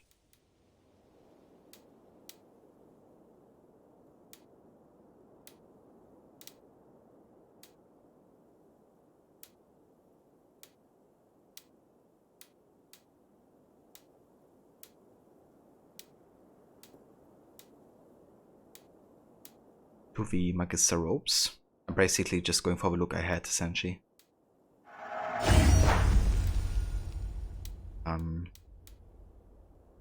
Okay, then braces we go for the classic Raven Clan ones, I think. I do like the kind of like glove on the two fingers, but also just a look of the braces. Also like the kind of like additional details. Let's go for that. And we have the trousers.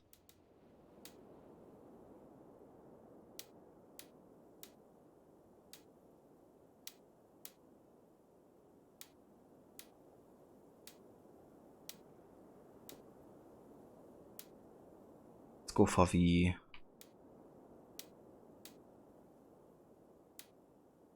Magister trousers. Can I fit a bit more with the armor overall? Okay, yeah, that's everything. Nothing else I can do for you? I'm off. Be well, friend. May they sing of your deeds and my craftsmanship. Good day. I have something that may interest you. Let's see if we can deliver some fish. We can actually do this. Valka's brew. Tell that this one's a real fighter. Valka needs certain types of fish to complete what is sure to be a rather pungent brew. He must have put up quite a fight. Okay, anything else you can finish? Don't think so, so we're just gonna seen this fish close up. Look at the size of it. deliver the fish that we have here. Not even grandfather has caught one of these.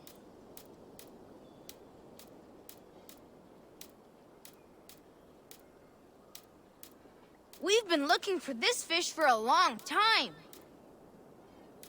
Right, that's everything for now. These are good fish. I have to go. See you soon. Come visit again soon. And while we speak of deliveries, let's also have a look at the Hunter hut real quick. Impressive. Never seen anything like it.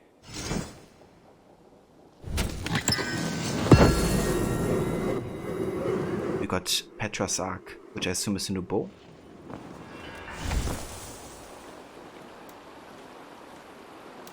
I guess we got this for defeating the Beast of the Hoods, right? Britain hunters warned me, your kingdom shall take the Hoods owned by the Beast. They showed me scouts reduced to powder and tracks the size of Roman bars. Now proudly displayed in the Longhouse.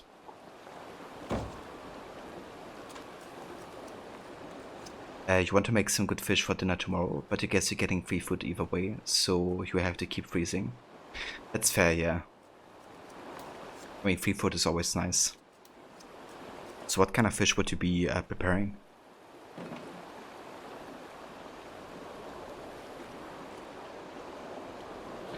What has been my favorite hunter battle? Sorry if you said you internet disconnected. Yeah, I didn't got that message if you send it.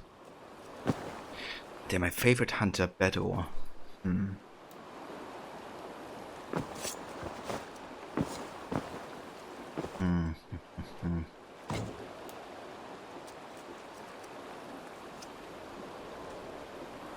I mean, I think Alfred's Better Sow was quite funny, just to say the least. But so far from the Force ones that I did so far in this playthrough, I think I enjoyed the Elk of the Bloody Peaks the most, to be honest.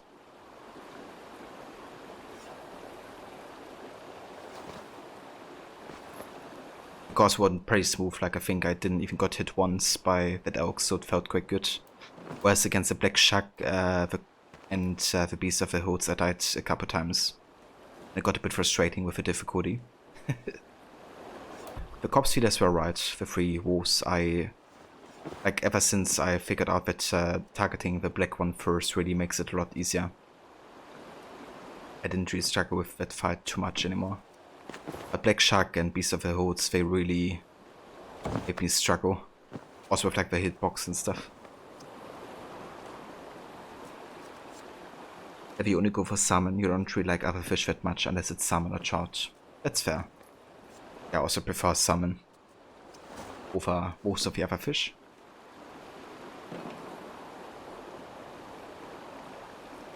Do you like the corpse feeder so far? It was a majestic battle in a beautiful setting. It was, dude. And yeah, I agree, the corpse feeders are interesting, kind of having to deal with like multiple enemies. I brought something for you. Or who had like, you know, different kind of like qualities and skills.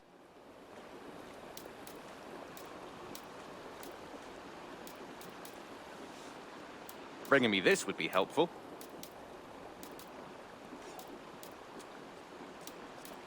Okay, so we can't fully deliver anything here, so I'd pay well for this. just go ahead and deliver all of these. Excellent.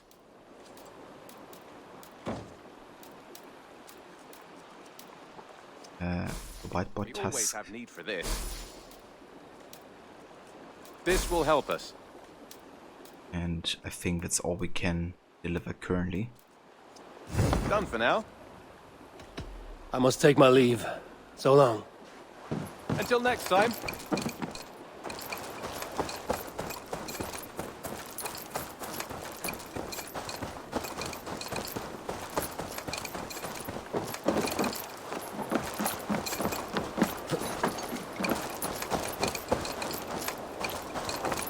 You like haddock and sole? You don't think you've had any other fish? Most of us have too strong of a taste for you. That's fair. So you never had salmon before, Einbesser?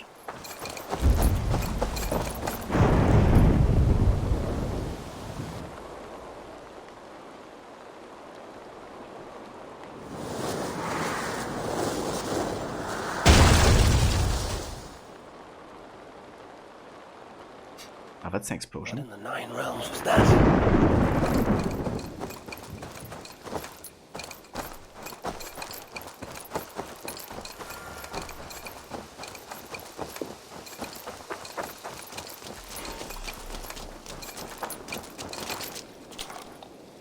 Your parents like it, but you don't really. Where you live is really big on seafood, but you don't have much of it. That's fair. Yeah. I don't eat like a huge amount of seafood, I have to say, but I need your eyes. it's definitely a few that I really, really enjoy.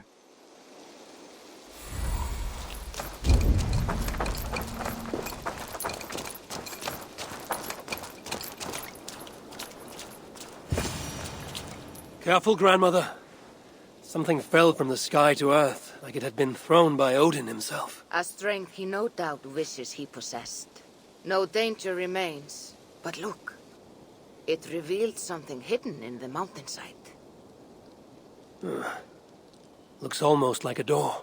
If it is, then it's the door to something that I have long been searching for. May I ask you for a kindness, Drengur? My name is Eivor of the Raven Clan.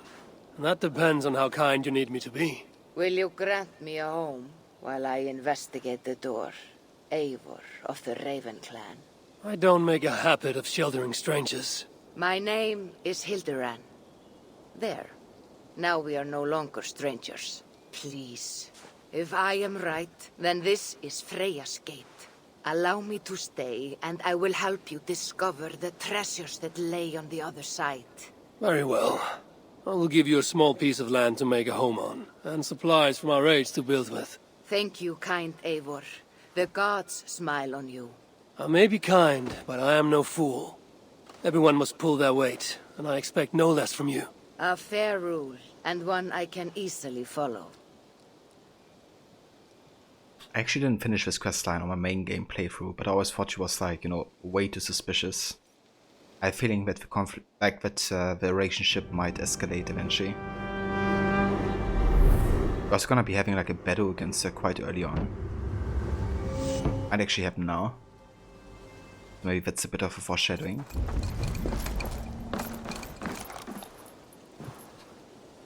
I bet so when we go to the lobster suppers, you fill up on roads and pie instead. That's fair, dude. I might actually do the same. I haven't really had lobsters before, really, so not sure how much I would like it.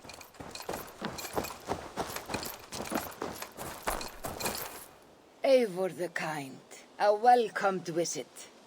Like what you see. You've certainly made this space your own. But how does this help you open a stone door? It is a shrine to Freya. We will need her favor if we wish to reveal the hidden treasures. Ah, it's we now, is it? I told you, Eivor. You will want to see what is on the other side. Now come. Freya demands combat before she will aid us. For a moment I thought you meant for me to fight you. Fear not. I can handle myself. I cannot possibly fight you. I would kill you. You could try. Attack me. Now get up, and let's give Lady Freya a fight. Alright, if you ask for it. Levy, go to bed now. Much love, take care and stay safe. Talk to you tomorrow. Have a good time with Eivor. Thank you so much, Levy. I definitely will. Thank you for joining, and I hope you have a good night and a good rest, hopefully. And yeah, I talk to you very soon. Yes, give me everything you have.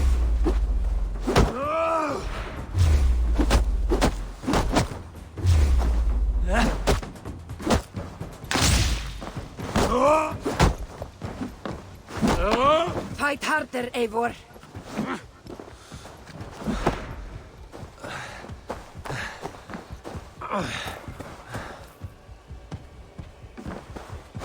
This old woman fights like a young Jomsvikinger.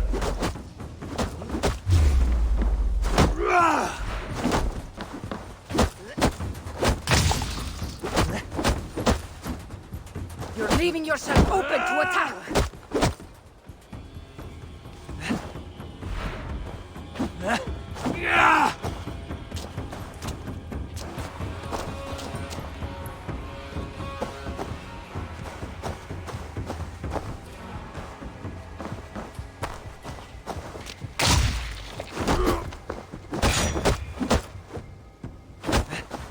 Yeah, a bit of poison in a fist fight. That sounds fair to me. Good. Now watch.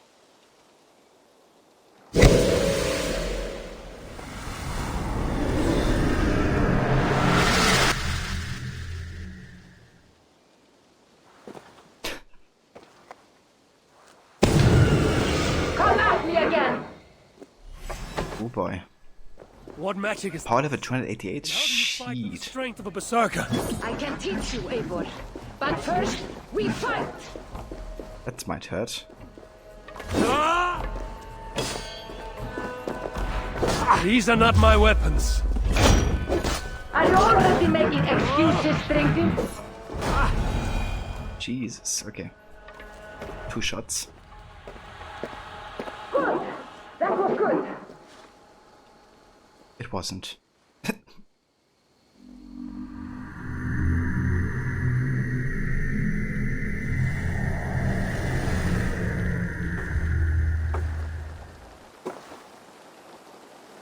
I have seen many strange things, but nothing like this. What magic do you possess? I have not seen a seer fight like that. I am no seer. I am what you see before you. An old warrior with a knowledge of secrets. If that was not magic, then what was it? That was a battle meditation. You entered Hugurheim, the mind's realm. It is a secret form of training that not many know. You can attack full force with no fear of injury. And yet, you know this training. You're glad to have let me stay now, aren't you? Very much. Tell me, what part does the amulet play? It is a vessel. It needs to be filled with the energy created in battle. But it will only work with this type of shrine. They can be found all over Mercia. I have many questions still. I promise you will get answers. But first, I have marked a shrine location on your map. Once there, enter a meditation. The amulet will pull you into Hugarheim. And what happens when I've finished my training? Then you return to me. Very well. Have you met Volker? Something of you reminds me of her. Go now, kind Eivor, and train. Yeah, what's kind of interesting is that she's actually wearing the Valkyrie set in that kind of like Hugarheim simulation. It's actually wonder if she might be like kind of like a sage of the Valkyries, you know, or something like that. And maybe Valka would be like another one. Actually,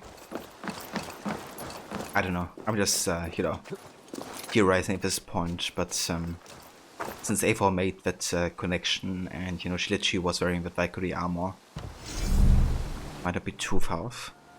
We have to see in a cover.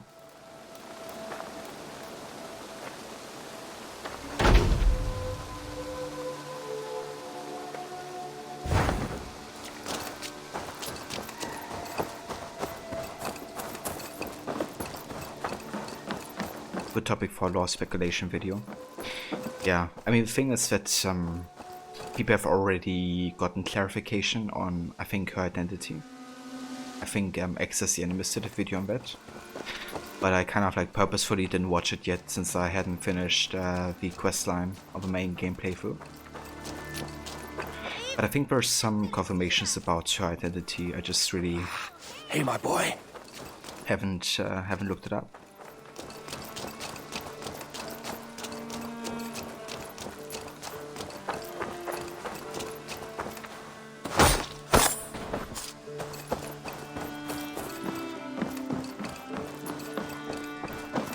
I have something here for you. Tidings that may displease you. Tell me. You remember Kjotve's son, Gorm? He has since taken his father's place in the Order. Interesting. He's got him here in England. Is he another blotch on our list? He is one of our targets, yes. But he is not in England. He is further west, in fact. A land called Vinland, discovered centuries ago by an Irish sailor called Brendan. The Order of the Ancients has some recent fascination with Vinland, but I cannot say what it might be. Let me find out for you, after I silence Godham. Vinland is far away, according to my source. It may take weeks to find him after a long and perilous journey. There's no danger that would cow me, Hytham. I will speak with Randvi and arrange passage. Was there something else? Indeed, I want to deliver some order medallions. Keep this. It serves your cause better than it does my pocket. Another one? You are certainly proficient. As a token of my deep gratitude, I want you to have this. The upgraded Poison Strike. Apply Poison Splash in an arc in the flight of the arrow, poisoning all enemies caught in the arc.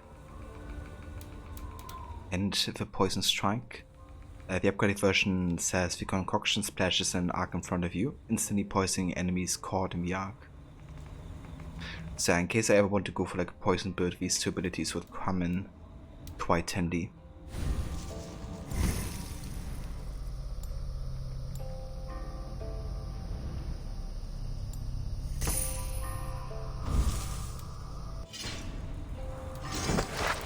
I also got Petra's Arc, which increases critical damage when close to full health. That's actually quite decent. I like that.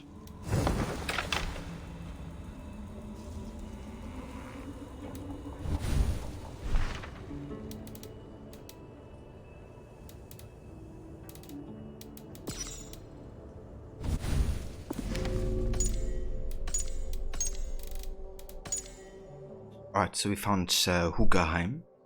The Realm of the Mind, only the most powerful warriors can access it to train without having to risk injury. And we got Hodoran, a mysterious old woman who appeared in Ravensthorpe after something fell from the sky. She claims to be a master of a secret form of battle training called Hugarheim.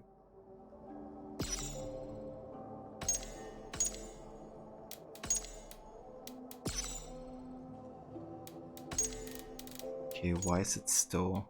Alright, we have a tutorial entry as well.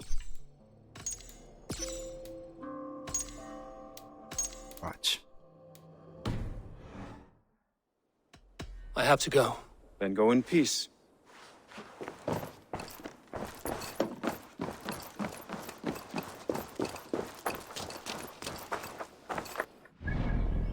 Alright, so that's everything I want to do in Ravensthorpe currently. We're gonna make our way to Kent, however, I won't be playing for very long today anymore. So we're just gonna do like the first quest or something. Or maybe 2.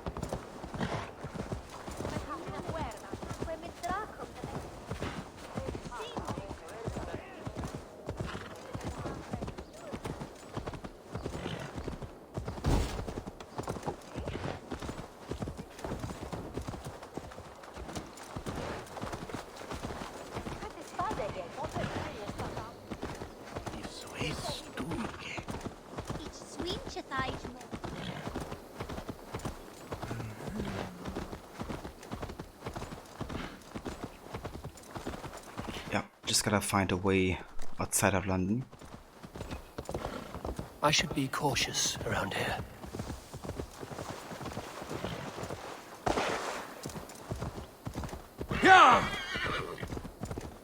Yeah, that should do.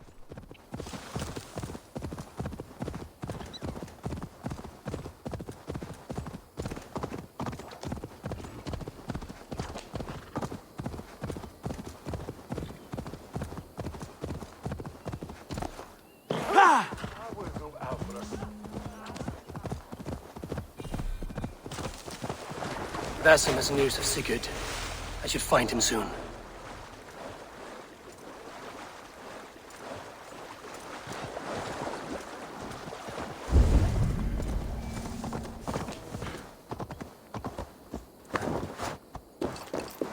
Oh, nice, we got an ability in here.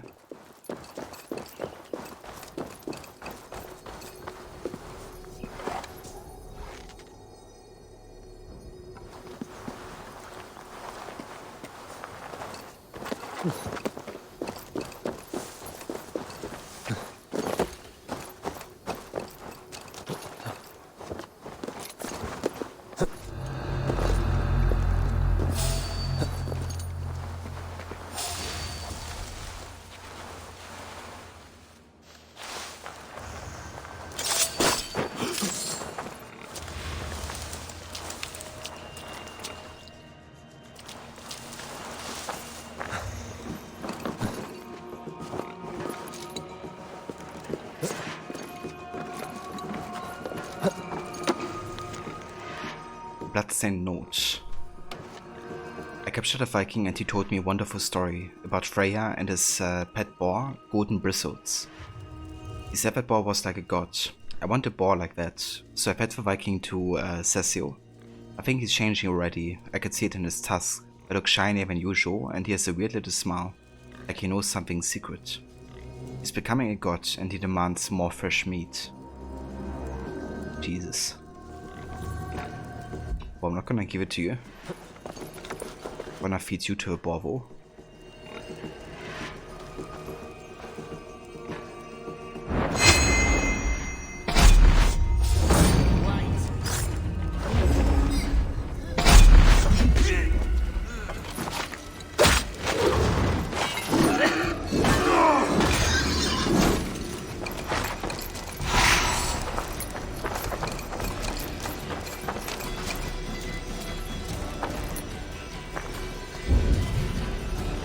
Ah, okay, the abilities actually appear. Interesting.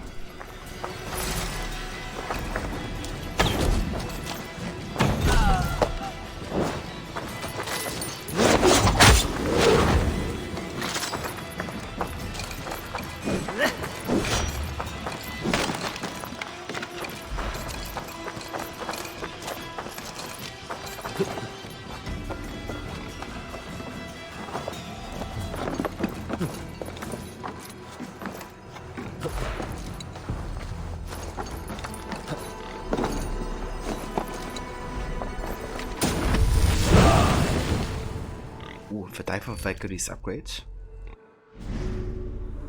Sing.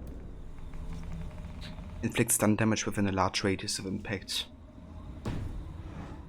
That's quite nice.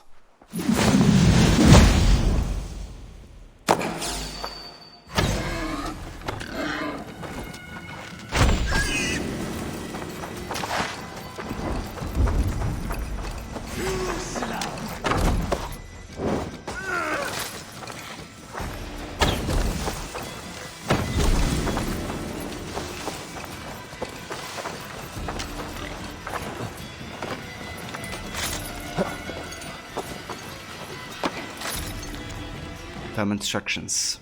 Canute. How many times do I have to tell you to keep that book thing out of the way of Bertha? You know that ball will eat anything, like literally. I don't know what it is in that book, something important definitely, and now half the pages have been nibbled. Keep it somewhere safe. They're really obsessed with their boss, aren't they? Like board training and stuff.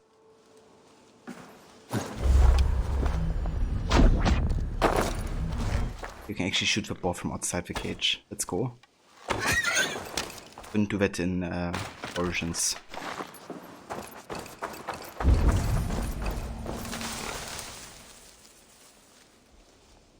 I can't stun it, can I? Probably not.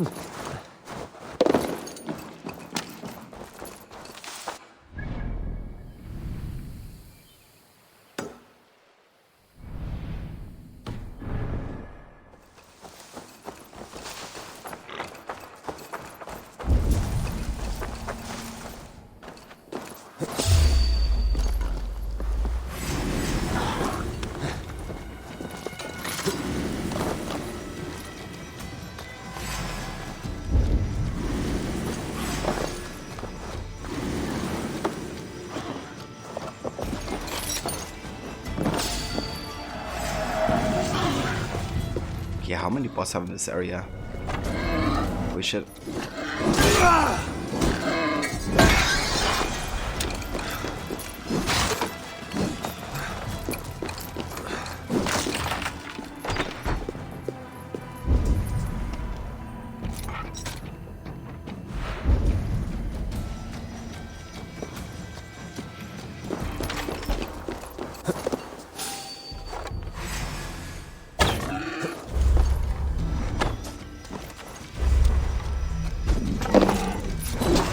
What's this?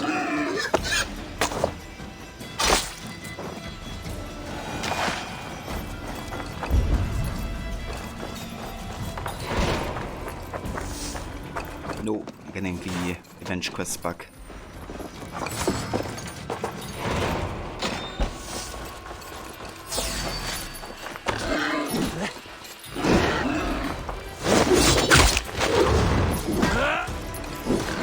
I've been spared of it until now.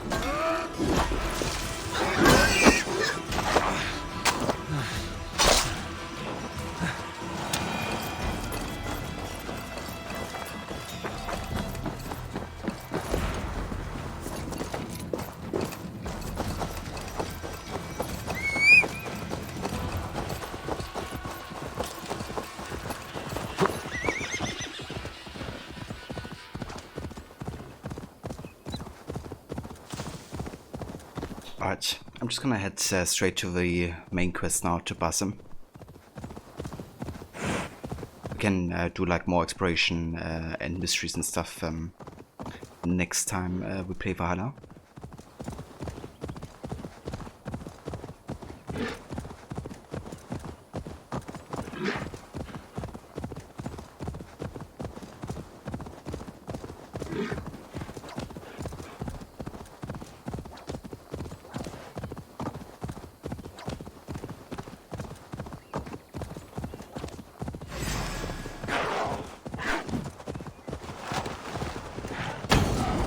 Yeah!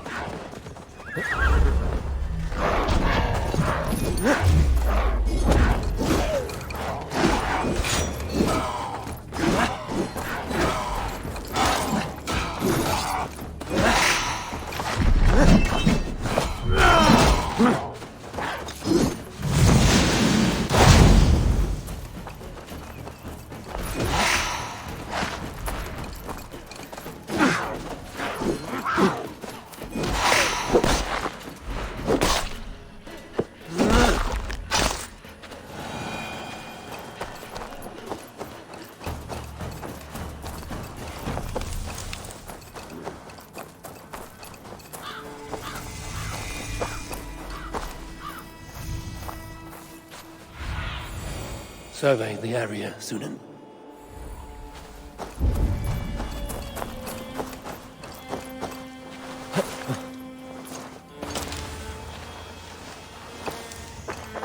Did not Augustine make a distinction between faith and understanding?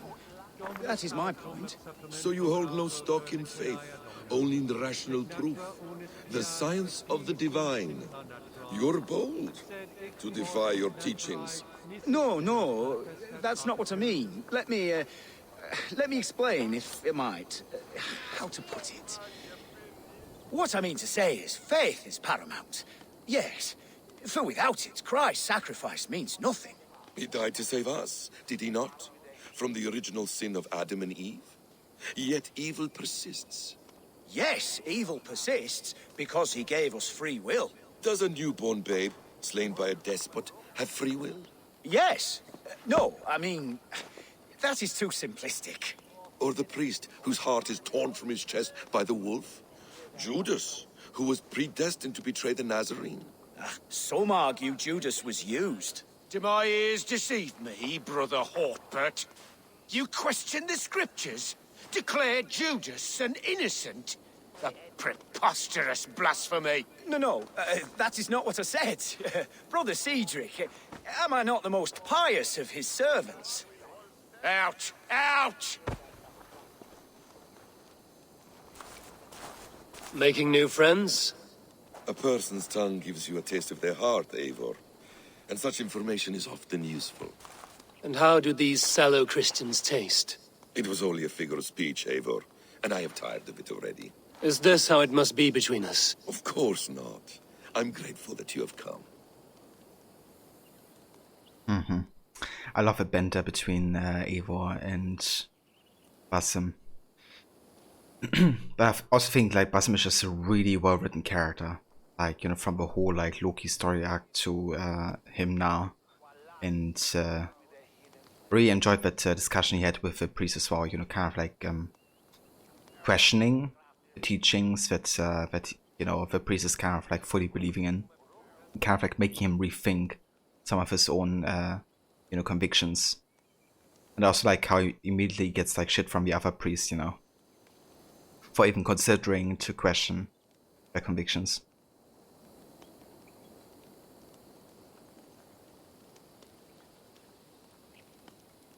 So what of the Joy Kanga Fulke? In your message, you said you tracked her to Kent. She is here somewhere, and as of last month, Sigurd was with her. But there is no guarantee this will be the case tomorrow. So, what is your plan? We are deep in their god's heartland, a heathen and a heretic. To hunt Fulke, we'll need a Christian snare. Fulke is hardly a saint herself.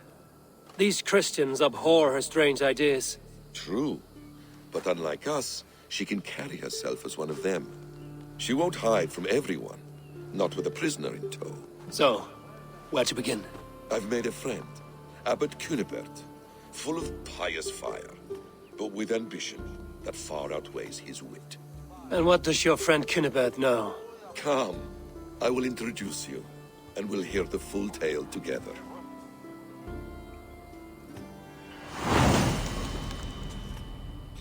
The instruments of the ancients.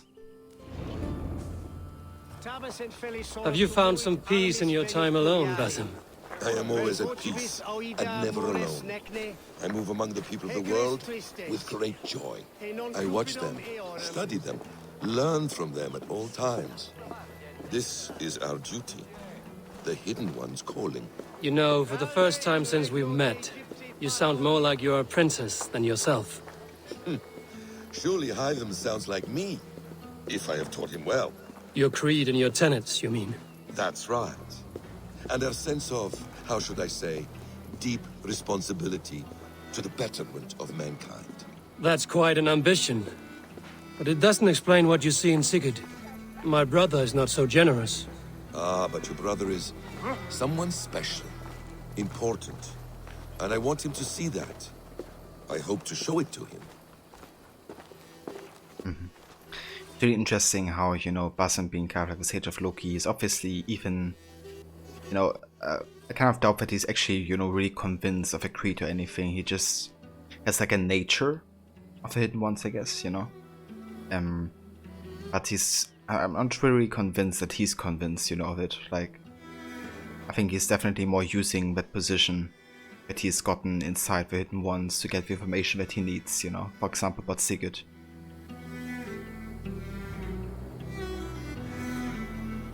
It's not like, you know, he's very, like, killing a lot of, like, Order of the Ancients either. You know, like, it's all really thought more to Eivor, since Hytham is also not really able to, you know, perform after the injury that he received at the start of the game in Norway. But yeah, Basim really has his own, you know, kind of like agenda and plan. That's obviously finding the one who brought his family in danger, which ironically is Eivor.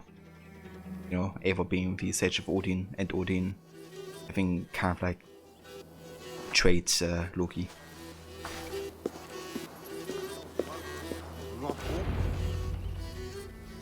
Is this not a blessed plot? God's own country. And this Eden should be given to his servants to tend. Abbot Cunibert, this is the Norse I spoke of. Ah, yes. And quite a fearsome one at that. Basim says you know the paladin Fulke. Indeed. The Lady Fulke passed this way not more than a month ago. We talked, we drank. Very pleasant woman. And where is she? Eivor will be your axe, Abbot. Whether to fell a tree or hew the limbs from an enemy. What have you promised him? Oh, just a trifle, Eivor. A little problem I believe you can help me with. I can just ignore him and ask again where's Paladin Fulke. Okay, let's just listen. This Norse is one who knows the value of silence and secrecy. The perfect choice for our subtle business. Let's cut to the point. What favor would you ask in exchange for Fulke? Some weeks ago, our alderman in Kent was called to God. A terrible loss. King Alfred has chosen his replacement, but has not yet announced the name. I must know it. Now. All of Kent will see soon enough which Thane he has chosen. Why not wait? I want early access. To woo him, before his exalted position is made public and every fool is at his door. Who else knows the chosen man? The king's emissary. Sent with a letter of congratulations to the new alderman. Intercept him and bring me the news. When I know the Thane's name, we'll discuss how I might win his favor. Alfred will not be happy. Yeah, I don't care about Alfred.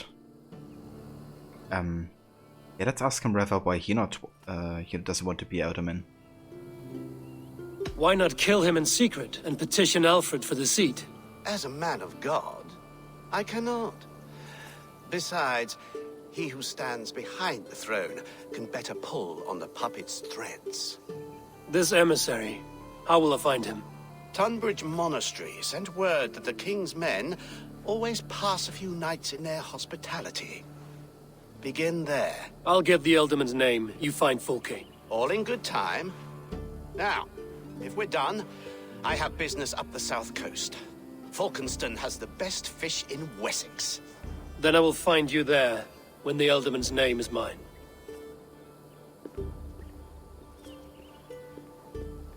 Cunibert is ambitious, but well connected. We will not find Fulke without him. I suppose we'll see. What will you do? I'm not done playing with these Christians yet. I will see you in Falkenston.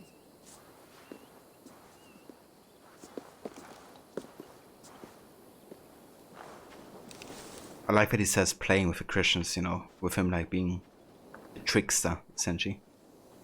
Like it's definitely playing a game. At all times, really.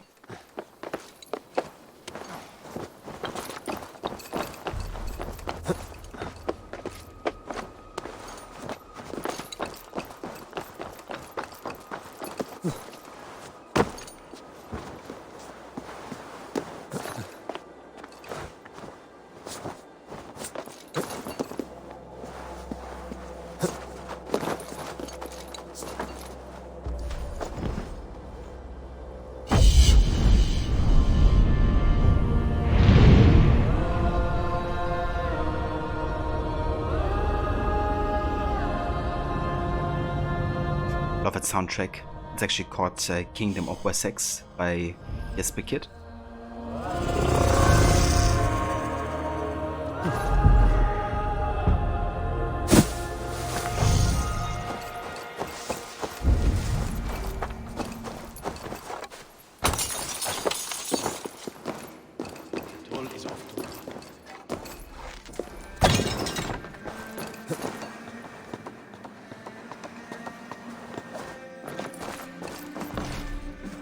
Okay, we actually need 2 keys to open up this one.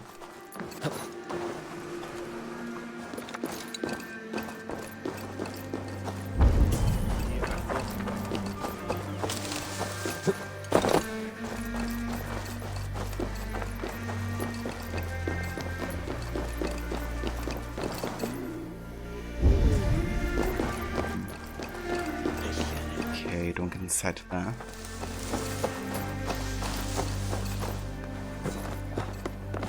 Hey Valuka, welcome in dude, thank you for joining. How are you today?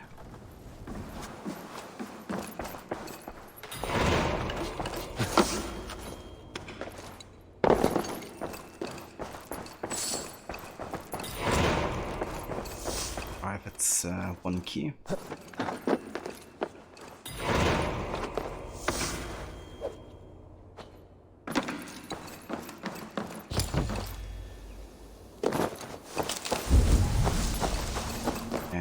Down here should be the other, I think.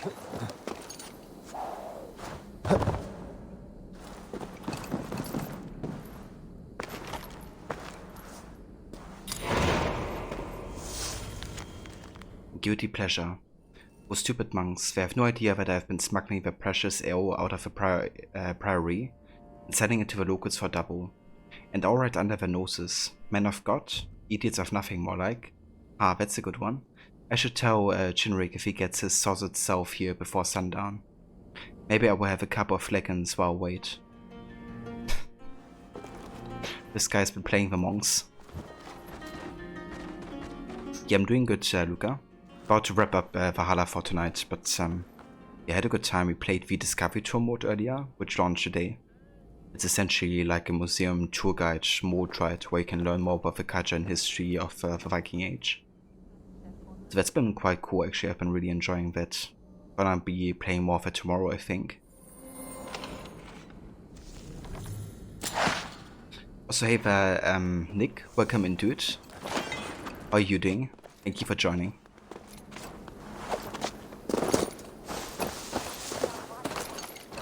Thank you for lurking, dude.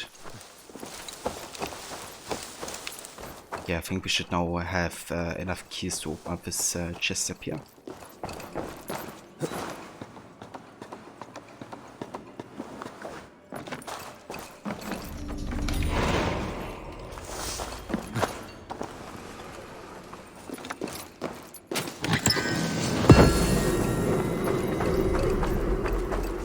Some good old nickel ingot.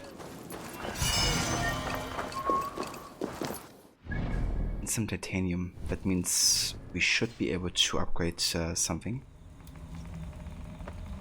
For example, the rations. I think I'm gonna do that actually. Giving us 5 rations total. Doesn't hurt with the difficulty that we're playing on.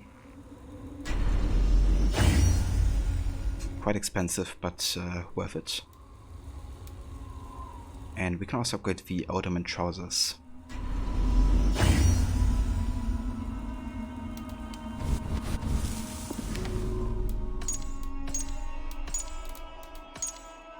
We found the Ipinga forest. We are nowadays accustomed to think of forests as pleasant places to walk. In the Dark Ages they were dangerous places, rife with spirits and crawling with bandits.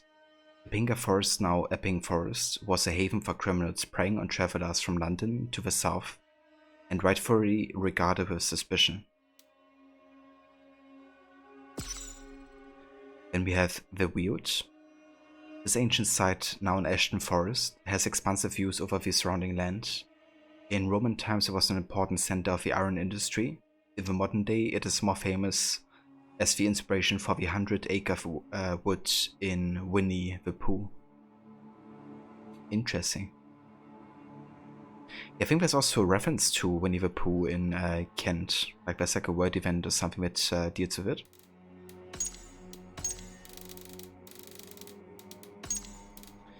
And we have gotten to know Kinebert, the abbot of Kent.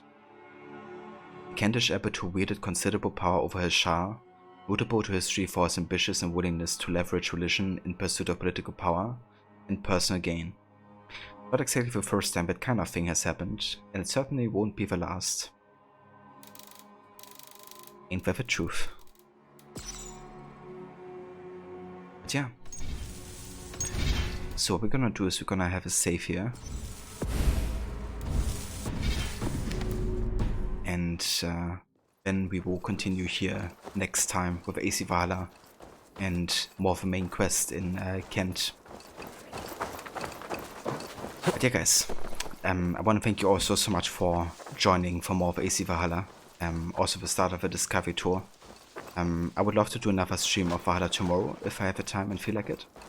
And if that's the case, I will definitely will be doing more of a discovery tour as well. Perhaps even finishing Norway as a region.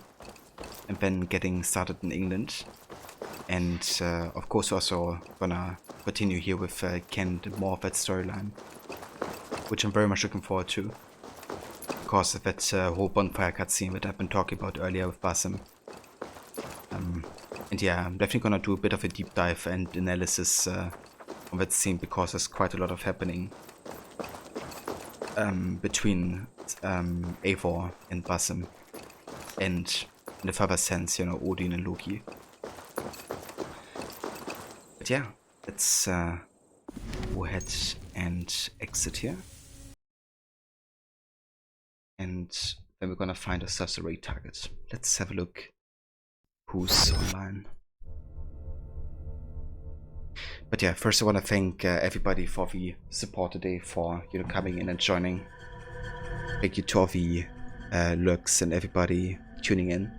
Thanks also to all the raids we received today. Lucinda coming with a raid of a party of 13 earlier. Also Demise with a party of 9. Then we had Maverick with a party of 5. And also Mr. Godi with a party of 9. Thank you guys so much for coming in and joining with the raids and bringing your communities over.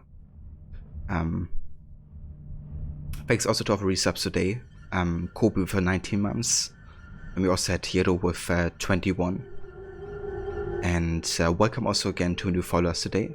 And Halkin Hikaru and Saint Vespa. Thank you guys for joining and coming with the raids. So yeah, Thank you also so much. We're gonna go ahead and say hi now to playing Ketchup, who's currently playing some Dark Swords. He's playing that for first time fully. He played like a little bit of it before, but it's first time actually playing for the entire game. Currently he's going through all the viewer picks that people have chosen for him to play, and he's trying to actually beat like a couple dozen games until the end of the year. And if he does, a few people, including me, are gonna donate to a good cause.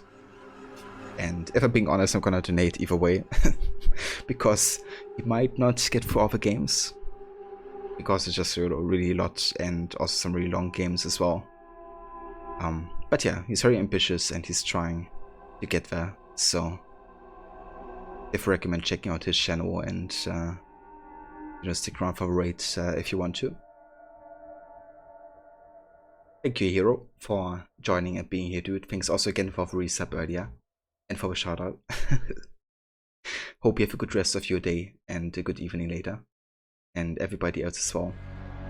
I will catch you tomorrow, possibly for more AC Valhalla. And yeah, I hope you all have a good rest of the day. Take care, and if you're joining with a raid, feel free to use these raid emotes as well. And yeah, I will catch you all over playing catch-ups. Take care, guys, and have a good one.